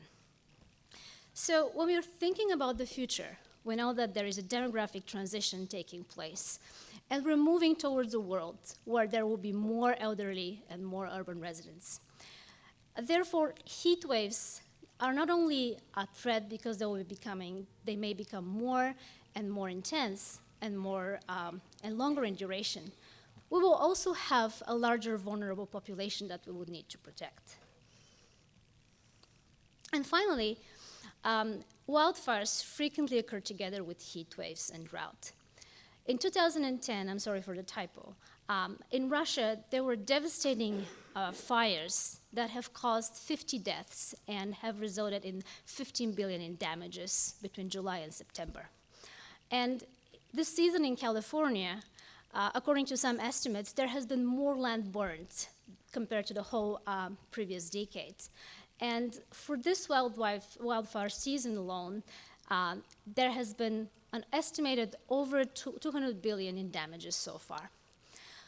So this is something to really think about in the context of what we may have to see more and more in the future. And since I wanted to provide a good overview of the landscape of those three threats, I didn't have much chance to talk about adaptation. But one point that I'd like to make is that successful adaptation should incorporate preparedness, response, and recovery strategy in the context of long-term climate adaptation planning. And I just want to give one example about New York City, because New York City has made a lot of progress, as many other cities in the United States, in terms of responding and planning for heat waves. So after the United States has experienced several devastating heat waves, including the one in Chicago and another one in Philadelphia, cities like New York have implemented a lot of measures, such as warnings, cooling centers, and various educational programs that protect vulnerable communities. And not only that, but a lot of work is being done now in the context of the New York City Panel on Climate Change that was first convened by Mayor Bloomberg. In this work, future projection of climate change are combined with various other estimates on human impacts in order to advise the local government how to best prepare for future impacts. And it is a phenomenal collaboration between experts from climate science, population impacts, disaster preparedness, and risk management. So with this, I just want to conclude with a couple of summary points. First, severe drought exacerbated by climate change may at this point be inevitable and should be recognized as a growing threat to national security and international stability. Second, drought, heat waves, and wildfires have wide-ranging and devastating social impacts, including morbidity and mortality, dislocation, and economic losses. And finally, the already vulnerable population, including children and the elderly, people of lower socioeconomic status, and the chronically ill, are the most likely to be affected by drought and heat waves and will likely suffer disproportionately under a changing climate. Thank you very much.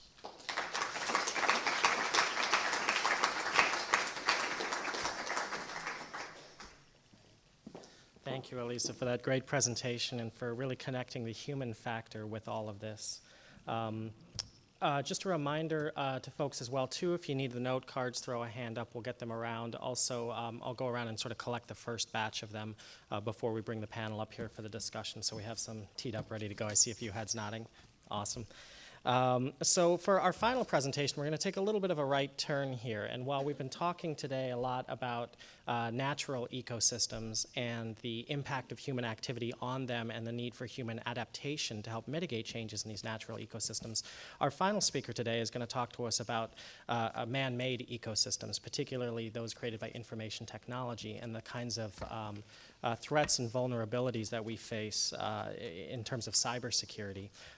So if your biggest concern is losing your identity and losing your data, I assure you there are much more profound things to be afraid of.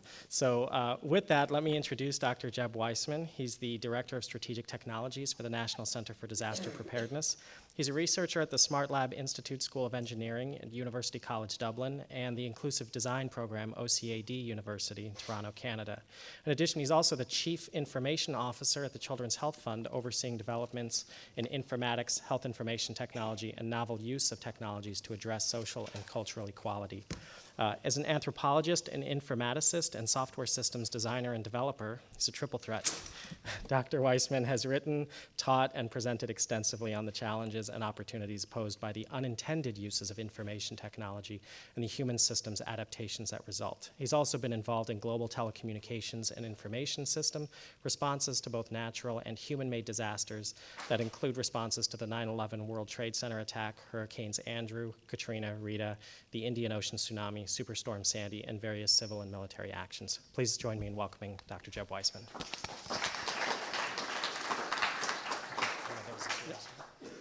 Yeah, one of these are mine. I'm not a PowerPoint fan, which is kind of ironic, I guess.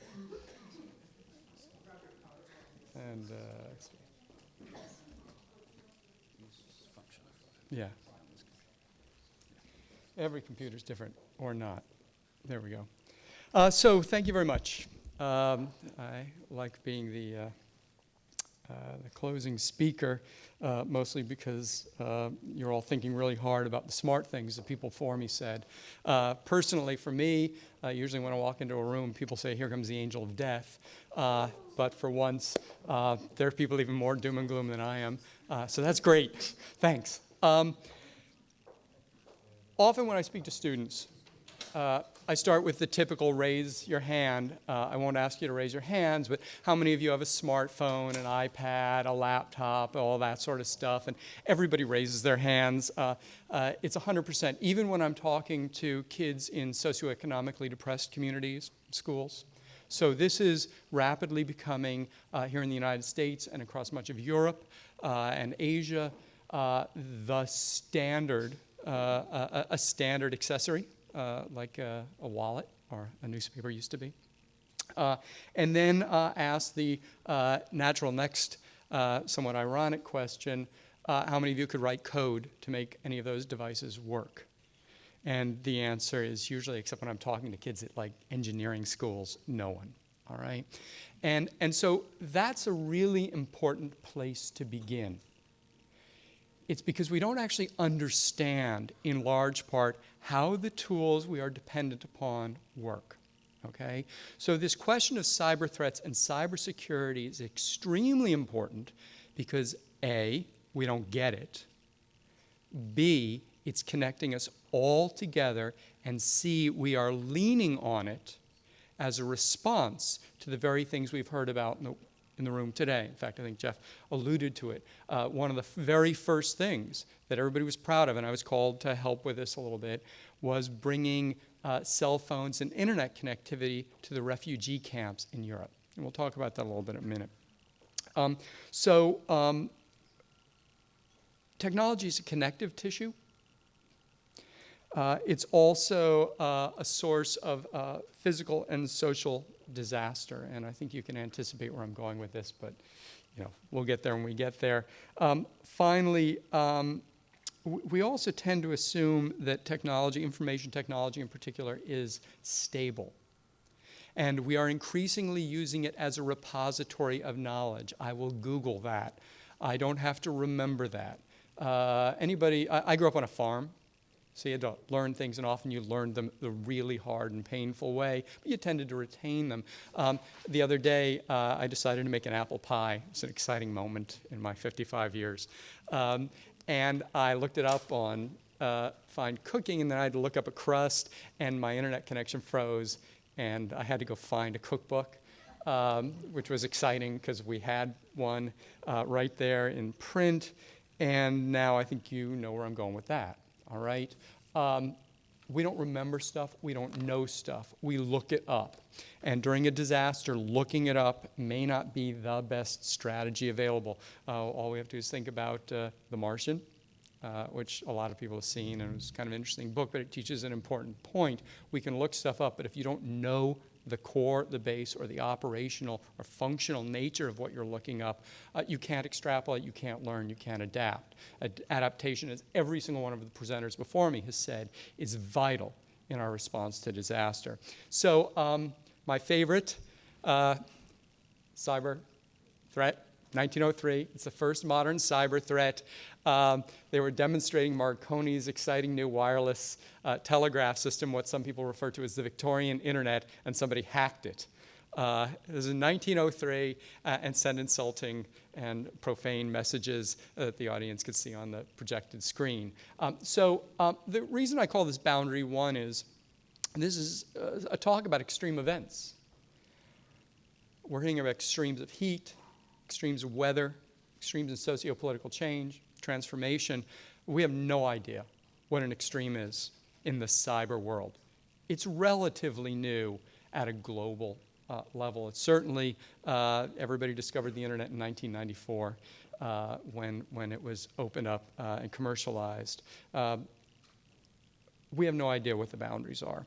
So let's start to take a look at the underlying aspects of this. Cyber threat motivations.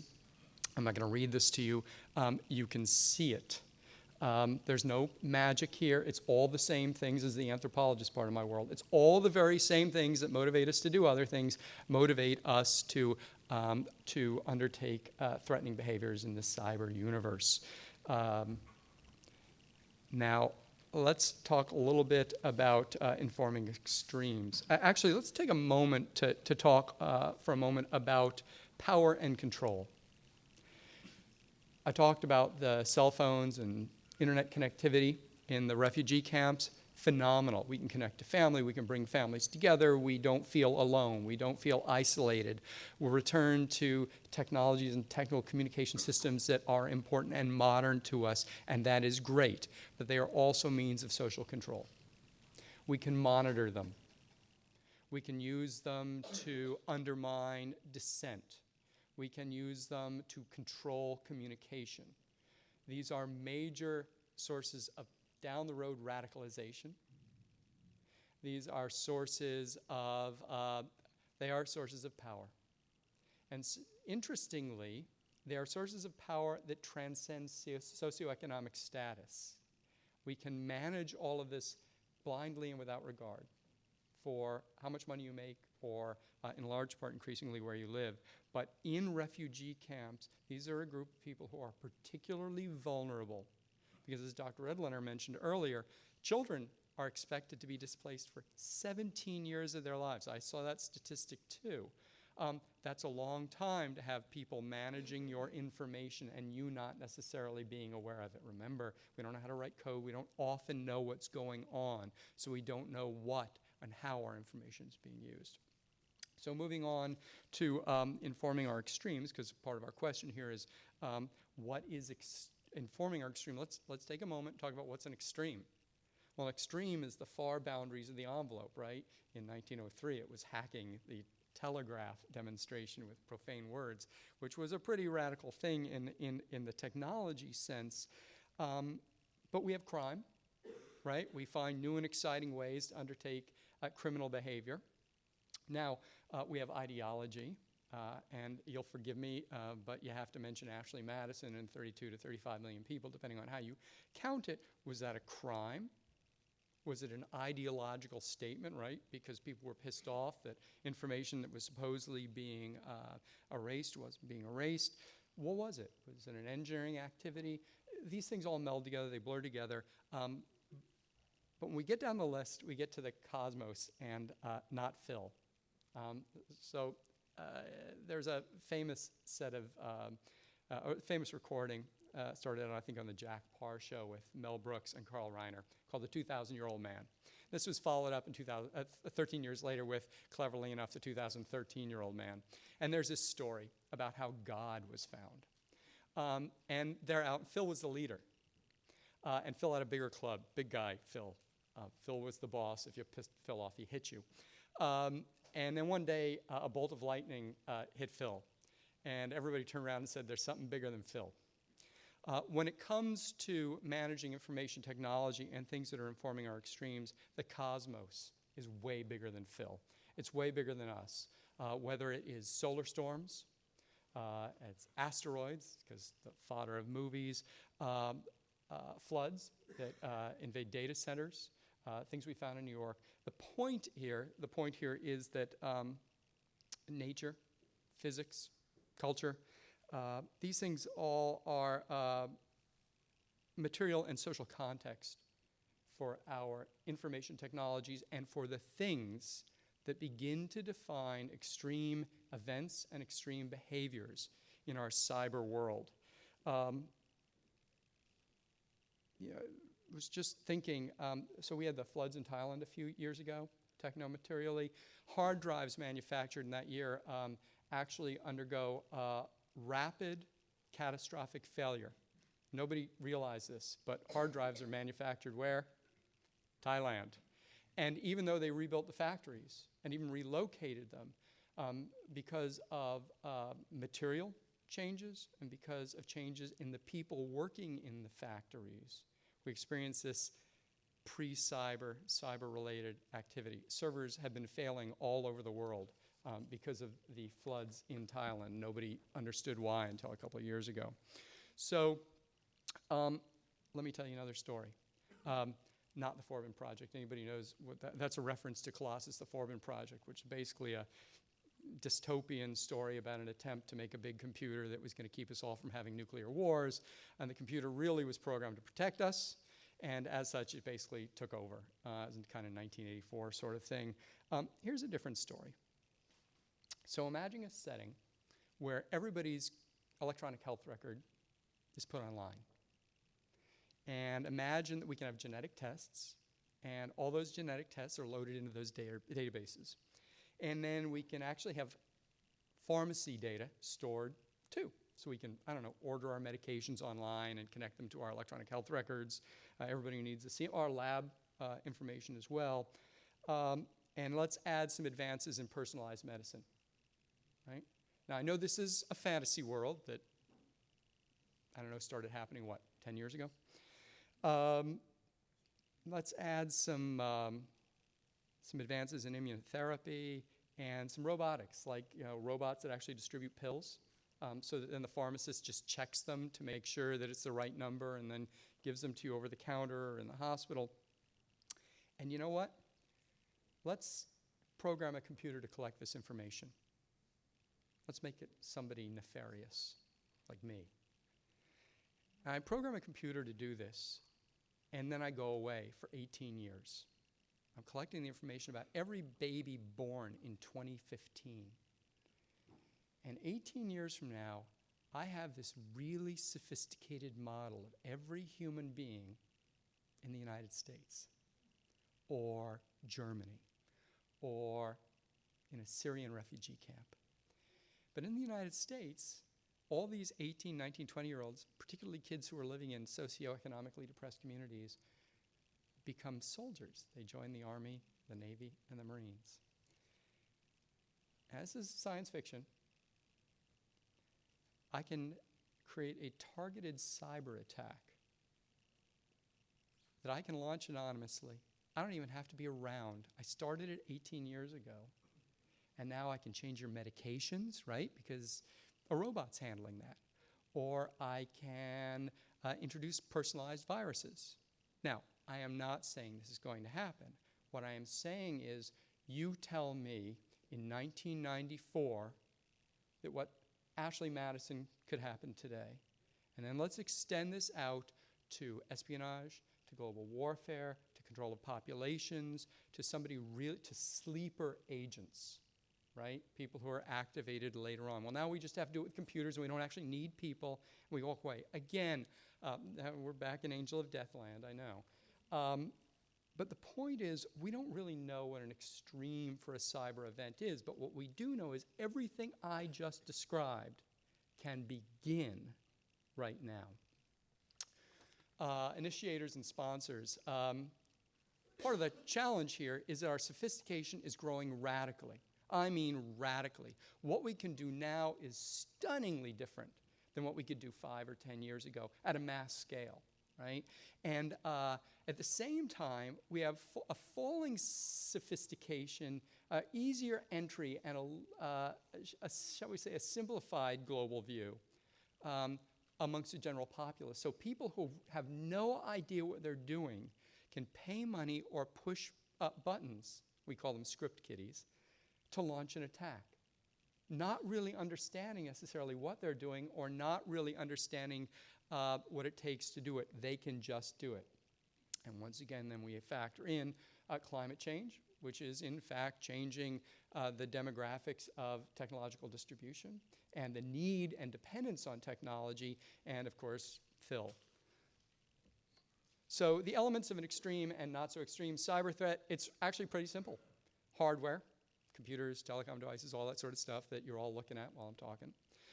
Software, that's the ones and zeros that people like me know how to push around. Wetware, that's your brains. And both in terms of generating this stuff and also being the victim of this stuff. And then hubris. Okay, folks, hubris, this is in many ways the punchline. I mean that in the modern sense. Hubris is it seems to be a human condition, right? It's defined by humanity. But But it's this belief that it's not going to happen to us, or we can control it, or we're right, or we're right. It's going to be okay. We have all these motives and drivers, but these are the 4 elements that make up a cyber threat, and particularly will inform an extreme one. So some bits and bytes here. We don't know what extreme cyber threat is. We can imagine the worst. Launching a global thermonuclear war in war games is, sort of amazing that it didn't happen. And Eric Schlosser's Command and Control is a pretty compelling and spooky discussion about that. Or is an extreme event leaking the Sony Pictures movie scripts, or is it an asteroid hitting the Earth? What is realistic and what is conceivable? It's a rapidly advancing target. We grow more sophisticated so we can advance it and create our sleeper terrorists in 18 years. We tend to think in the here and now. Folks, this is a real problem. When we start to talk about any extreme event, it is particularly problematic. In the cyber world, we focus on the economic and reputation damage, whether it's Sony or Experian, who should have known better, and all those T-Mobile customers who got to share their data with all sorts of people around the world. Warfare and espionage come to the fore only when someone gets caught. And I don't know, at the end of the day, we need to begin to think a little bit more creative and a little more long-term instead of this thrust and parry, you did it, I did it. So I'm going to jump down. Once again, we remember the majesty that is nature, something bigger than Phil. And assuming an extreme cyber threat is survivable, and I think we can assume that, assuming it's not global thermonuclear war or the release of mass toxins in some way that we haven't imagined yet. We need to be creative to anticipate scale, scope, and novelty, adapt to variations, be resilient to recover and move on, and be responsible and fix secure critical infrastructure without politics or excuses. Where have we heard that before? So I will leave you with this. The solutions, like the problems, are exclusively human, okay? These are man-made issues. Even in a case where a solar storm knocks out a power grid, it is because we failed to protect the grid, which we are more than capable of doing. Better design philosophy and attention to all its attendant ramifications. Better education for engineers, the general population, and policymakers. And I don't just mean the academic stuff in the science sense or the change your password sense, but ethics education as well. We are not clear anymore about what's right and wrong. That varies across the globe, but nonetheless, this is missing.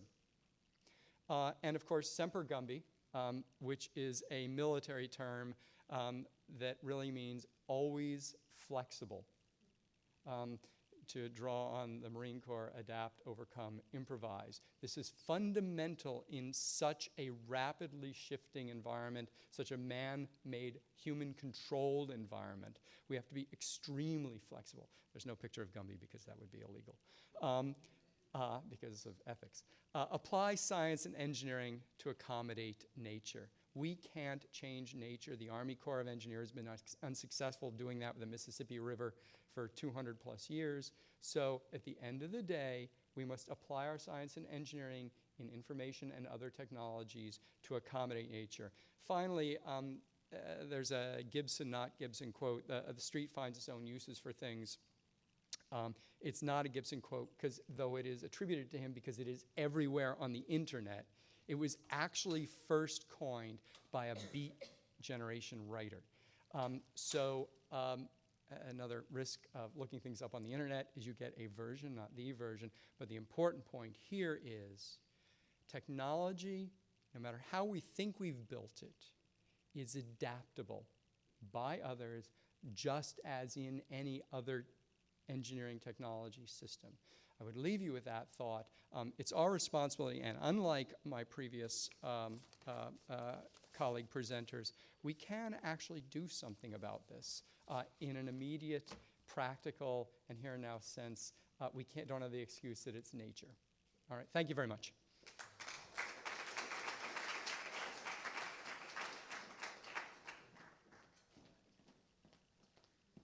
And Thank you, Jeb, for that very sobering presentation. I'm now going to add a long-term genetic cyber attack targeting me to clowns and spiders as the subject of my nightmares. No, thank you. And also, folks, if you have more questions and more cards, go ahead and hand them up. At this time, I'd actually like to invite all of our speakers up, and we'll begin the question and answer portion of today's event. Thank you. Sure, absolutely.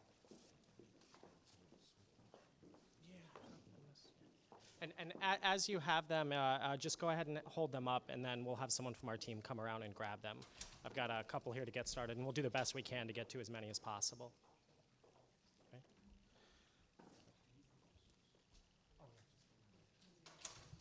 No, I think I'm good, but just as folks have them, I've got the latest batch.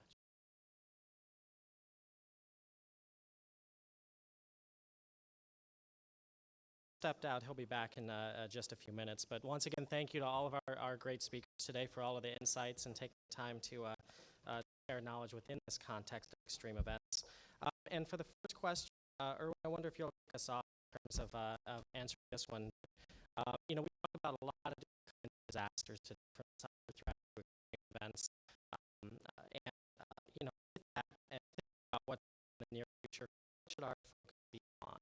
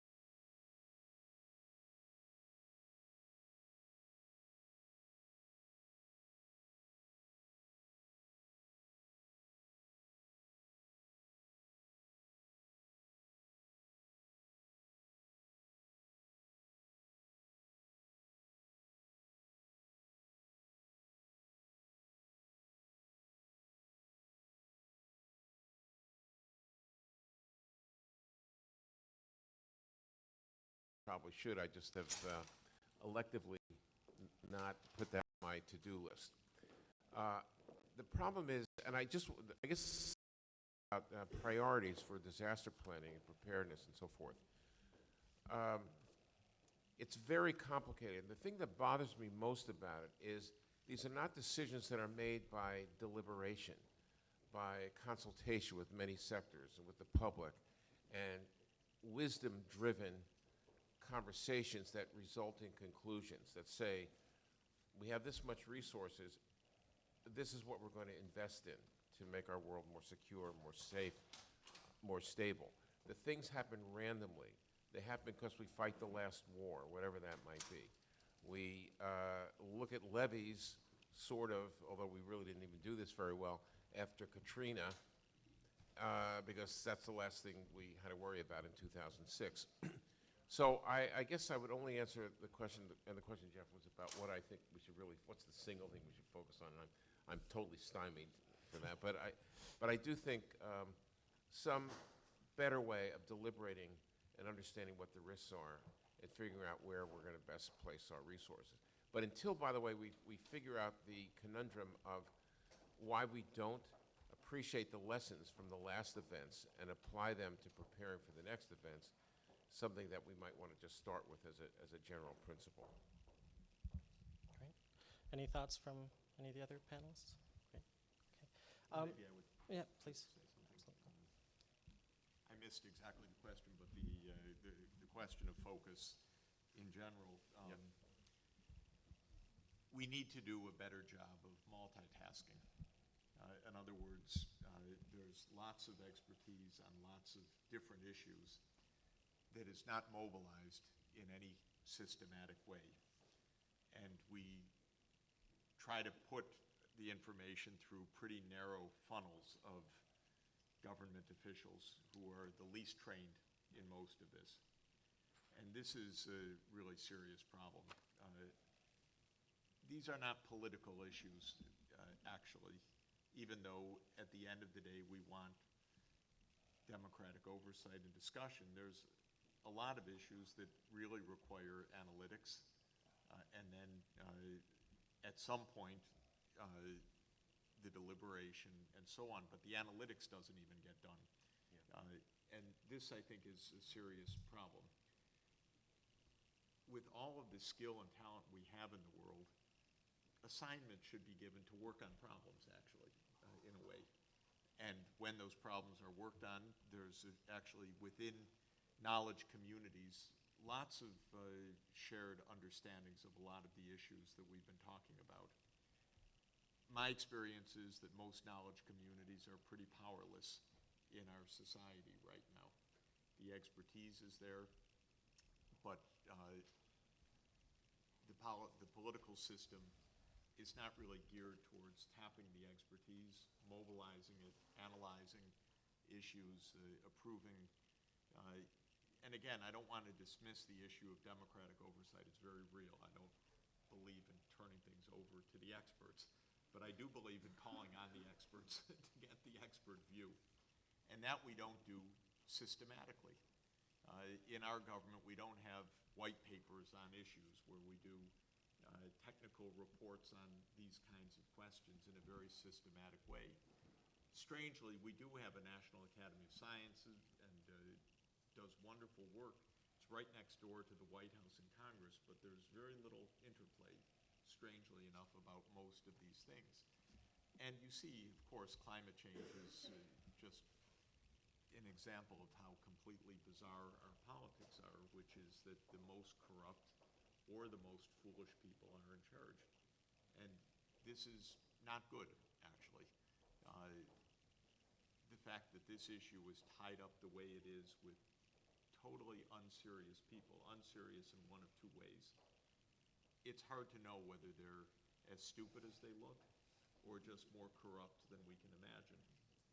I generally go on the more corrupt side. You could have a combo of them. Yeah, it could be a combination of the two.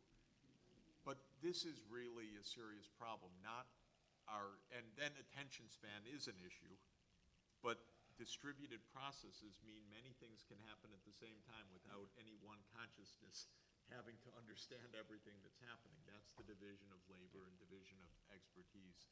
So my little mission over the last 15 years has been to try to help expert communities convey their knowledge more effectively into decision making. We don't really have to choose between whether it's biological risk or hydrologic risk or seismological risks or cyber risks. It is trying to mobilize different communities to understand this and present serious approaches, and then understand what is this political bottleneck of the kind of system that we have right now that is making it so difficult to take on best knowledge into effective institutional steps. And that, to my mind, is a lot of the question. Why hasn't the president given out 50 homework assignments on various issues? Let these groups work for a year or two. Let them make a report with the presumption that the recommendations are actually going to be adopted, with the presumption that they're going to be adopted. And think about what kind of political oversight that would require. Obviously quite different from the kind that we have right now. Our politics are really stale in the face of the kinds of challenges that we face. And they don't even give democratic oversight, our democratic institutions. They're not democratic institutions anyway. So all of this is it's not meant to be a rant. It's actually meant to say that we don't have to make those choices. In principle, we should have an active learning society that taps into expertise in a very serious way, creates its checks and balances, of course, but actually implements things that we know. And again, just to say my own personal experience with the Millennium Goals, which I will do after 15 years of working on the Millennium Development Goals, every success we had was because a community of expertise, whether it was the AIDS doctors or the pediatricians or the public health specialists or the educators or any other, finally, the malariologists, they had solutions. And when they were listened to, good things happened. And almost all of the drama was getting listened to, getting heard for the knowledge, not the overwhelming complexity of the issue, but the fact that those who had the knowledge couldn't get heard. So that, I think, is part of our issue here. It really is a kind of a last mile political issue and a disempowerment of knowledge issue, it seems to me. Okay, thank you. Adam, I wonder if you can get us started in this next question. It talks about, we've been talking today about a lot of the different sectors that sort of intersect here between climate change and the human impacts and things like that. And the question is really, is there a discussion occurring within disaster resiliency on ways to sort of layer these different fields of exploration, from climatology, sociology, community-based organizations, things like that? Is there sort of a mapping of these different fields of evidence to sort of come to broader conclusions?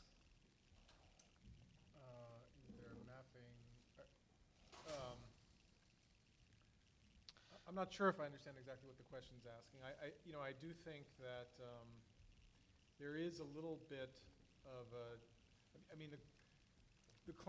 academic climate scientists, many of us tend to frame things in ways that are a step or two removed from the immediate human impacts, and that's just the nature of the science that it has evolved. From studying the climate system is a different enterprise from thinking about how the events will affect people. I do think that gap is starting to be bridged. There's a field of climate impacts which, Jeff cited Salshung's work, and there's a lot of other things, the work on the Syrian drought that's done here, where there is now a serious intellectual enterprise to understand how both the human-induced changes and the natural variability in the climate system have ramifications for all the different sectors of human activity: economy, health, infrastructure, finance, economics, etc. So I don't think that. I think this question is about the intellectual enterprise, if I'm understanding it right. But maybe I'm not. But I think there's a lot left to do there. I think there are a lot of things we don't understand about what the impacts of climate change in particular are.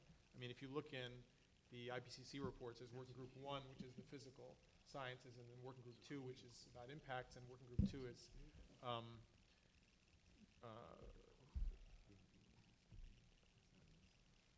in some sense less mature, historic. It's a newer science that's going into that. But so I think we need more, but I think that's happening. And that's, of course, maybe the more serious issue about how knowledge is implemented is what Jeff talked about. Getting this stuff into practice is another question entirely, and I think second everything Jeff said about that. Absolutely. Did you want to add, Jeff? I wanted to ask Adam a question also. One of the difficulties of getting to the right kinds of decisions on this is the difference of scientific proof and good policy making. Right. And one of the issues when you look at your confidence band, say on the hurricanes in the Pacific Basin, right. What a scientist would want to ask is, are we really sure that this is going up? So you want to say, if it's a frequentist approach, can we reject the null hypothesis of no effect at 95% chance? Right. What a decision analyst would want to ask is, what's the right thing to do given what we know? Right. With these extreme events, we will need 500 years of disasters to get the 5% confidence band. Right. Whereas if the question were asked from a decision analytic point of view, we'd say, Do you think there's a 10% chance that we're down the road of disaster and we should head off that 10% chance by taking insurance on it right now? Right. So we'd ask the question in a very different way, but still using the same kind of maybe a Bayesian framework for the probability estimates, but we wouldn't care about rejecting a null hypothesis. We would try to understand what is the distribution of risks given what we see. Do you see some movement in the scientific literature that we could link that up with the decision analytic framework, so we're asking a question in the way society actually wants to know it, because they're not really, the scientists do have this 5% or 1% standard for a good reason, which is you don't want things to enter the scientific literature that aren't true. Right. And so there's a bias towards not rejecting the null hypothesis. But from a life point of view, we really want to move in a different direction, which is precaution, insurance, avoiding the worst. And how can we link this up in a fruitful way, actually, between the two different interests? Yeah, I'm glad you brought this up, Jeff. This is an important point about not just science, but also language. I mean, you're absolutely right. The climate scientists, like many other scientists, we try to reject the null hypothesis. Null hypothesis, just before getting into the language of risk, I mean, the null hypothesis of no climate change is something that really bothers me. We ask, do we know with 95% confidence that we can reject the hypothesis that the human-induced climate change had no influence on something? There's no reason to think like that when we know that that shouldn't be our prior, that there's no climate change when we know there is. But anyway, that's one thing. But you're right. We should be thinking about things in terms of risk. Rather when it comes to influencing policy, rather than rejecting things at 95% confidence. And I don't know how far that concept has made its way into the normal climate science literature. It certainly is making its way into the communication of climate science in the media. I think more of us in the field are coming to understand that we have to learn to talk this way if we want anybody to understand what we're up against, because that's the reality of it, is that the risks are increasing. We should be thinking about the risk of extreme events and the risks of not just individual extreme events, but extreme, that our assumptions about climate change could be conservative on the low end, that instead of getting 3 degrees of warming for a doubling of carbon dioxide, we could have 5 or 6 degrees. That we tend to talk about the central estimates, but there's a real probability of the worst outcomes, and we have to accept that. I mean, it's I think the people who are good at this is the insurance industry. They think this way, and I think there's starting to be more communication between the field of climate science and the insurance industry, and I think it's coming. I mean, this change in mindset is coming. Whether it's gone all the way or not is another question. But you're dead right about that, and it would be interesting for you guys to make a point technically that how long would it take actually to get the proof at the traditional level, and how many centuries do we want to have to wait if the alternative hypothesis is actually true? Right. Well, I mean, in other words, given the power of these events, how far do we want to go, and do we want to say that our threshold from now on should be a 50% interval or 30% or rather than a 5%? Right. I mean, the notion that we know we have a lot of sources of information about the change in risk in climate. It's not just counting the events and seeing how the frequency is changing. That you're right. That we'd have to wait 500 years to say whether some Category 5 hurricane is really this much more probable just from the observations. But we know a lot more about than the observations, and it's that. That's what the skeptics are forcing you to do. Well, but I think we have to learn not to listen to that. I mean, yeah. We have to make the case that we know a lot of things. But when it comes to some kinds of events, like heat waves, and some of the other larger scale events, they're really much more predictable, and I think we don't have to wait. Yeah. I mean, we can see now, in some cases, the fingerprint of human influence. So I think it really isn't that. So that's why I focus on sea level and temperature, because I think those are direct factors increasing risk of a number of kinds of disasters. And there's really, I don't want to say there's no uncertainty. Uncertainties are only about the rates of change, but the direction of change and the approximate rates are pretty well known. So I think we scientists overemphasize the uncertainty because it's what we spend our days worrying about, and we don't understand sometimes that we go out to talk to the public, that the public needs to hear what we know and not what we don't know, which is what we fight about amongst ourselves. So anyway, that's a communication issue, but it's a real one. Adam, let me just ask so if you're articulating what you just said to a journalist who invariably after the last hurricane says, is this climate change induced? Is it human behavior influenced the climate change that is leading us to this place? There still has to be an answer that's comprehensible, that is not dismissive of the climate forces, but doesn't undermine your ability to stay accurate in terms of reflecting the science. So what do you say? So here's the right answer to that, I mean, the best that I've been able to come up with after a few years of thinking about this. So hurricane, weather event X happens, and almost doesn't matter whether it's, the South Carolina flood or anything else. The reporter calls and says, was this climate change? I think we have to say a few things. We have to start by saying the climate is changing due to human influence. We know that. This is about how much it is. Now, when you ask about extreme events, it depends on the kind of extreme event it is, but with many kinds of events, and this goes for very intense tropical cyclones, floods caused by heavy rainfall events, heat waves, and some droughts, we have to say this is the kind of thing that the best science we have indicates with a reasonable amount of confidence, in some cases great amount of confidence, we are going to see more as the time moves on. This kind of event is becoming more probable. Now, any given extreme event that happened today, we can't necessarily say there's a large climate change fingerprint there. And in part that's because there's a what we call selection bias, but it's related to the anthropic principle that the cosmologists talk about. How is it that among all the possible universes, the one that happened is the one that has people in it? Well, if it didn't, we wouldn't be here to talk about it. It's the same with extreme events. We focus on the really extreme events because they're rare, and any really rare event, almost by definition, has a large element of chance in it, so that if we ask, where did this event come from? The hurricane, almost certainly there were hurricanes 500 years ago. It's not, you don't need climate change to cause a hurricane. So when you zoom in very closely on that one event, it's hard to identify a huge climate change fingerprint. But when you look out at the patterns, we actually know quite a bit. So I think what we have to do is start from what we know, which is the climate is changing. We see the patterns going in these directions for reasons that we're pretty confident about. Now if we zoom in on this one event, it had a lot of different causes, but if the question we're asking is, should we be concerned about climate change because it's increasing the risk of disasters, the answer is generally yes. But that's a different question than, what are all the factors that caused this to happen today in South Carolina?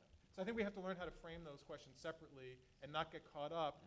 And many climate scientists, when the reporter calls, we start out by saying, well, any one event isn't due to climate change. And that's all true, but that's because that's the argument we're used to having with each other, because we all know that climate change is happening and it's a serious problem. So we're not used to having to communicate that. Yeah. We have to remember that that's something we have to communicate. Yeah. Now, when it comes to resilience and preparation and all those things, most of the time doesn't matter that much, really, because we're often underprepared and underadapted to the climate we already have. Sandy, we shouldn't have had, all the sewage treatment plants and the power stations right on the water. We shouldn't have had everybody's generator in the basement. All those things, even with no climate change, we shouldn't have been doing. So fixing all those things is the same things you should be doing to prepare for climate change. You may have to, do them a little more, but we're so underadapted now that a lot of these things are no regrets action. So that's the other side of it. We don't really need to fight about exactly what climate change impact is often in the short term to know what to do. But if we're thinking about, is climate change a concern? Are these disaster risks a reason that we should be taking the Paris, COP meeting seriously? The answer is yes to that, and we don't have to get caught up in the detailed factors in, exactly what happened in South Carolina. This actually segues nicely into a few of the other questions that we have here. And actually one of the first ones, and I know, Elisa, in your summary slides, you talked about the importance of climate adaptation. And I think that's also another one of those terms that we kind of throw around a lot, climate adaptation. And I wonder if you can talk just a little bit about what does that mean in terms of what kinds of actions does that mean, and what do we mean when we say climate adaptation to folks who are maybe outside of the field? Before I continue to this question, I just want to add something I wanted to add regarding mapping risk within communities. And a very useful tool that we're developing within the Center for National Center for Disaster Preparedness is collecting individual and household level data on various impacts of disasters, for example, Hurricane Sandy. With this data, we can characterize better resilience within communities. We can characterize the gaps in resilience. We can characterize what kind of impacts our individuals experience. And then using this information, we can go to community organizations and help them communicate the risks to their people. We can go to policymakers and explain how does vulnerability look within communities. And the point that I wanted to make in terms of climate adaptation and disaster preparedness is that it's important to combine the two so that we can look both for short-term and long-term solutions. So climate adaptation includes various actions that cities are already taking, for example, in New York, to adapt to the various projections of climate change, such as sea level rise. There's a lot of work that is being done on making infrastructure more resilient, and there's a lot of work being done on reducing health impacts within populations.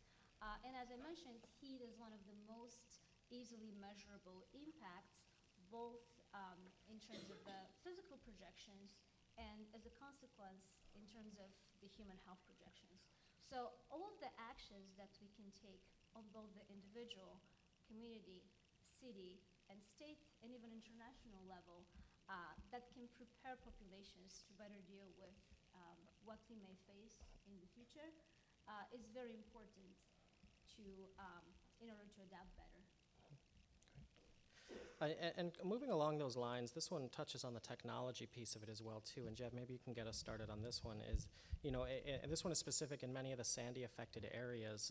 There are a lot of these best practices of crowdsourcing and self-organizing that a lot of times are driven by technologies.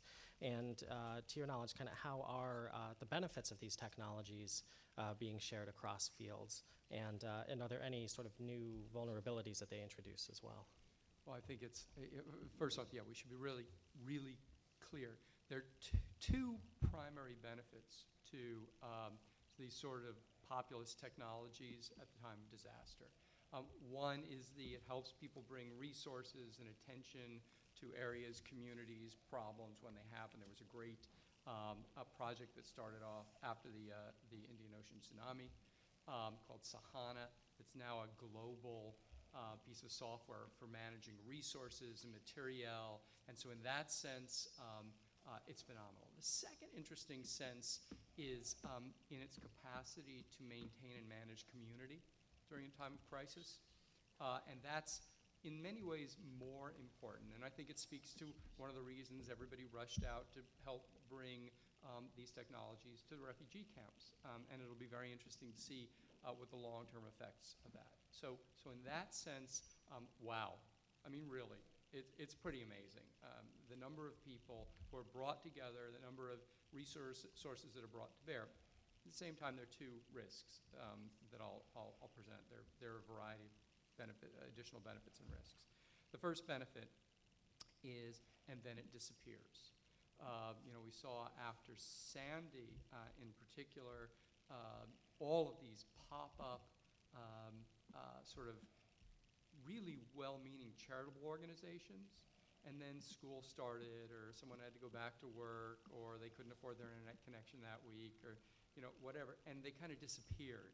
And that leaves a void, particularly when there was a very active community of engagement that just disappeared overnight. Okay, so that's always the challenge of a grassroots. The second challenge, and I mentioned this when I was speaking, is the opportunity to subvert a positive use of technology for nefarious needs or for power, command, and control. That's inevitable. It's happened forever. It's not new. But to change messaging, to collect information, to sort of spy and subvert is the downside. So I think those are great dangers. I also would add, finally, I talked about my sleeper example, and everybody kind of looks at me like I'm crazy, which may well be true. But think about changing those big data sets we've been talking about that provide us with these long-term, difficult to tease out outcomes. We all look at this incredulously, but we know that data are changed. And once we start creating opportunities for data for what we call man-in-the-middle of attacks, where we can inject new information into the data stream, what happens to the science? And so I think that's as much a risk beyond the immediate social impact. I think we have to be very careful. We need to really begin to understand and take the blinders off that there is a long-term risk to the quality of our sensor data, to the quality of our inputs, when we are so dependent upon things we don't understand to collect them. Great, thank you. Any other thoughts on that? I think we have time for maybe one more question, and then just any closing thoughts from the panelists. Yep, please. Could I ask, Jeff? Maybe I shouldn't ask this, but if the most malevolent mind wanted to undermine So here I am. undermine our data flows, what is discussed in the cyber community in terms of that we wake up one day and we no longer get email, can't get online? What kind of things could lead to that? Well, I think we have to start with the notion that maybe it's already happening. And one of the problems with such a, this is a very abstract, it has very concrete in my cell phone presence, but it's taking place in a plane, in a context that we can't see. So we honestly don't know what we are or aren't getting. And I don't mean to sound paranoid, because I'm actually not really that, there's no diagnosis that's been officially, but to return to your question, I think the first thing we need to do, and I think this goes right back to the questions about climate change and action, is we need to decide that we care about this. We need to stop treating this like a can of soda, like a commodity. Look at what happened at Experian, right, with this massive data breach. That was sloppiness. Now, the history of the credit reporting agencies is directly tied to the history of our intelligence agencies, okay? That's another conversation for after this. That's not paranoid, that's documented. InQtel's the CIA's, venture capital firm. They do great work, frankly. They do great work. But we have not decided this is important to us. We have not decided that voting machines shouldn't be subverted. Until we do those things, and until we decide this is important to us, we can't begin the science of protecting ourselves. And there is good science here. But Jeff, to Jeff's point, what could conceivably get really bad? I mean, Take your pick. What? I mean, it doesn't take a lot to shut down the internet. It doesn't take a lot to turn off the routers. It doesn't take a lot to introduce what we call denial of service attacks. The fact of the matter is, on a large scale, and it doesn't take a lot of knowledge to do it anymore. The script kiddies I mentioned, it's really not tough. It's precarious. I can, one person can shut down Columbia University. Not that I'm suggesting anybody would. This is not technically difficult, and because of the commoditization of the technology we are now using, we do not necessarily understand how easy this is. But how much from your discussions with the community come also from the fact that because of, we have two huge interest groups here. One is the intelligence community, and the other are the big operators like Google and so forth, which have the mega servers, and they have a strong interest in us not understanding these systems. Correct. Because they're doing a lot of things that are really unpleasant. One commercially, and the other from a surveillance point of view. True. One has the feeling that it's absolutely massive and beyond our understanding, and probably pretty ugly, and very powerful and linked. So have we already lost this battle, or is there a serious discussion, in your opinion, about? There's a very serious discussion. Have we lost the battle? Let's change that a little bit. Maybe we've lost the battle, but not the war. The problem is, once again, it's this commoditization. We just like what we have, and we don't want to have to think about it. There are many technologies and tools to manage this problem. They exist. Part of it is an inability of my domain to communicate with the people. A part of it is if you are not clearly affected, why would you care? And so I think the answer is it's an ongoing set of arguments and discussions that the tools exist. They're much easier and much more available should we choose to do it, but we don't seem to have the will to do it. I'm not really sure why, and I don't think my colleagues really understand why we aren't all using Tor. Except if you use Tor, you're actually profiled by the federal government, by the intelligence community. So why would you use Tor? Because I don't want my credit rating affected, you know. What's Tor? So Tor, is it's a little piece of software you can use that allows you to talk to the internet without anybody knowing who you are and what you're communicating. Obviously, bad can take place. We can sell drugs and uranium. But it also means you don't need to know the political conversation I'm having, that I'm a dissenter or that I'm different. It's plug and play, but the minute Tor shows up in your profile, you immediately become, you're flagged. Person of interest. Well, beyond a person of interest, you're actually formally flagged, and the information technologies are automated. So it isn't some little gray person deciding that Jeb should be flagged.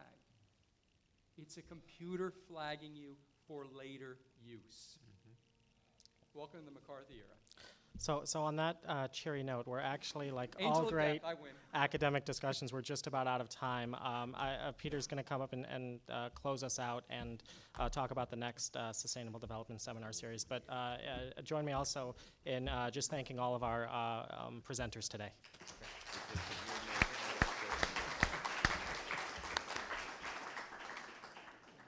Yeah, thanks again to Jeff as moderator, all the speakers and panelists. I just wanted to draw your attention to the next seminar in this series, which will be on October 26, our typical time slot from 4 to 6. And the topic is Toward Food Security in Cuba. The organizers will be Pedro Sanchez, who is director of the Agriculture and Food Security Center, and Cheryl Palm, who is a senior research scientist at this center. So I hope I will see many of you at this event. And thanks for coming.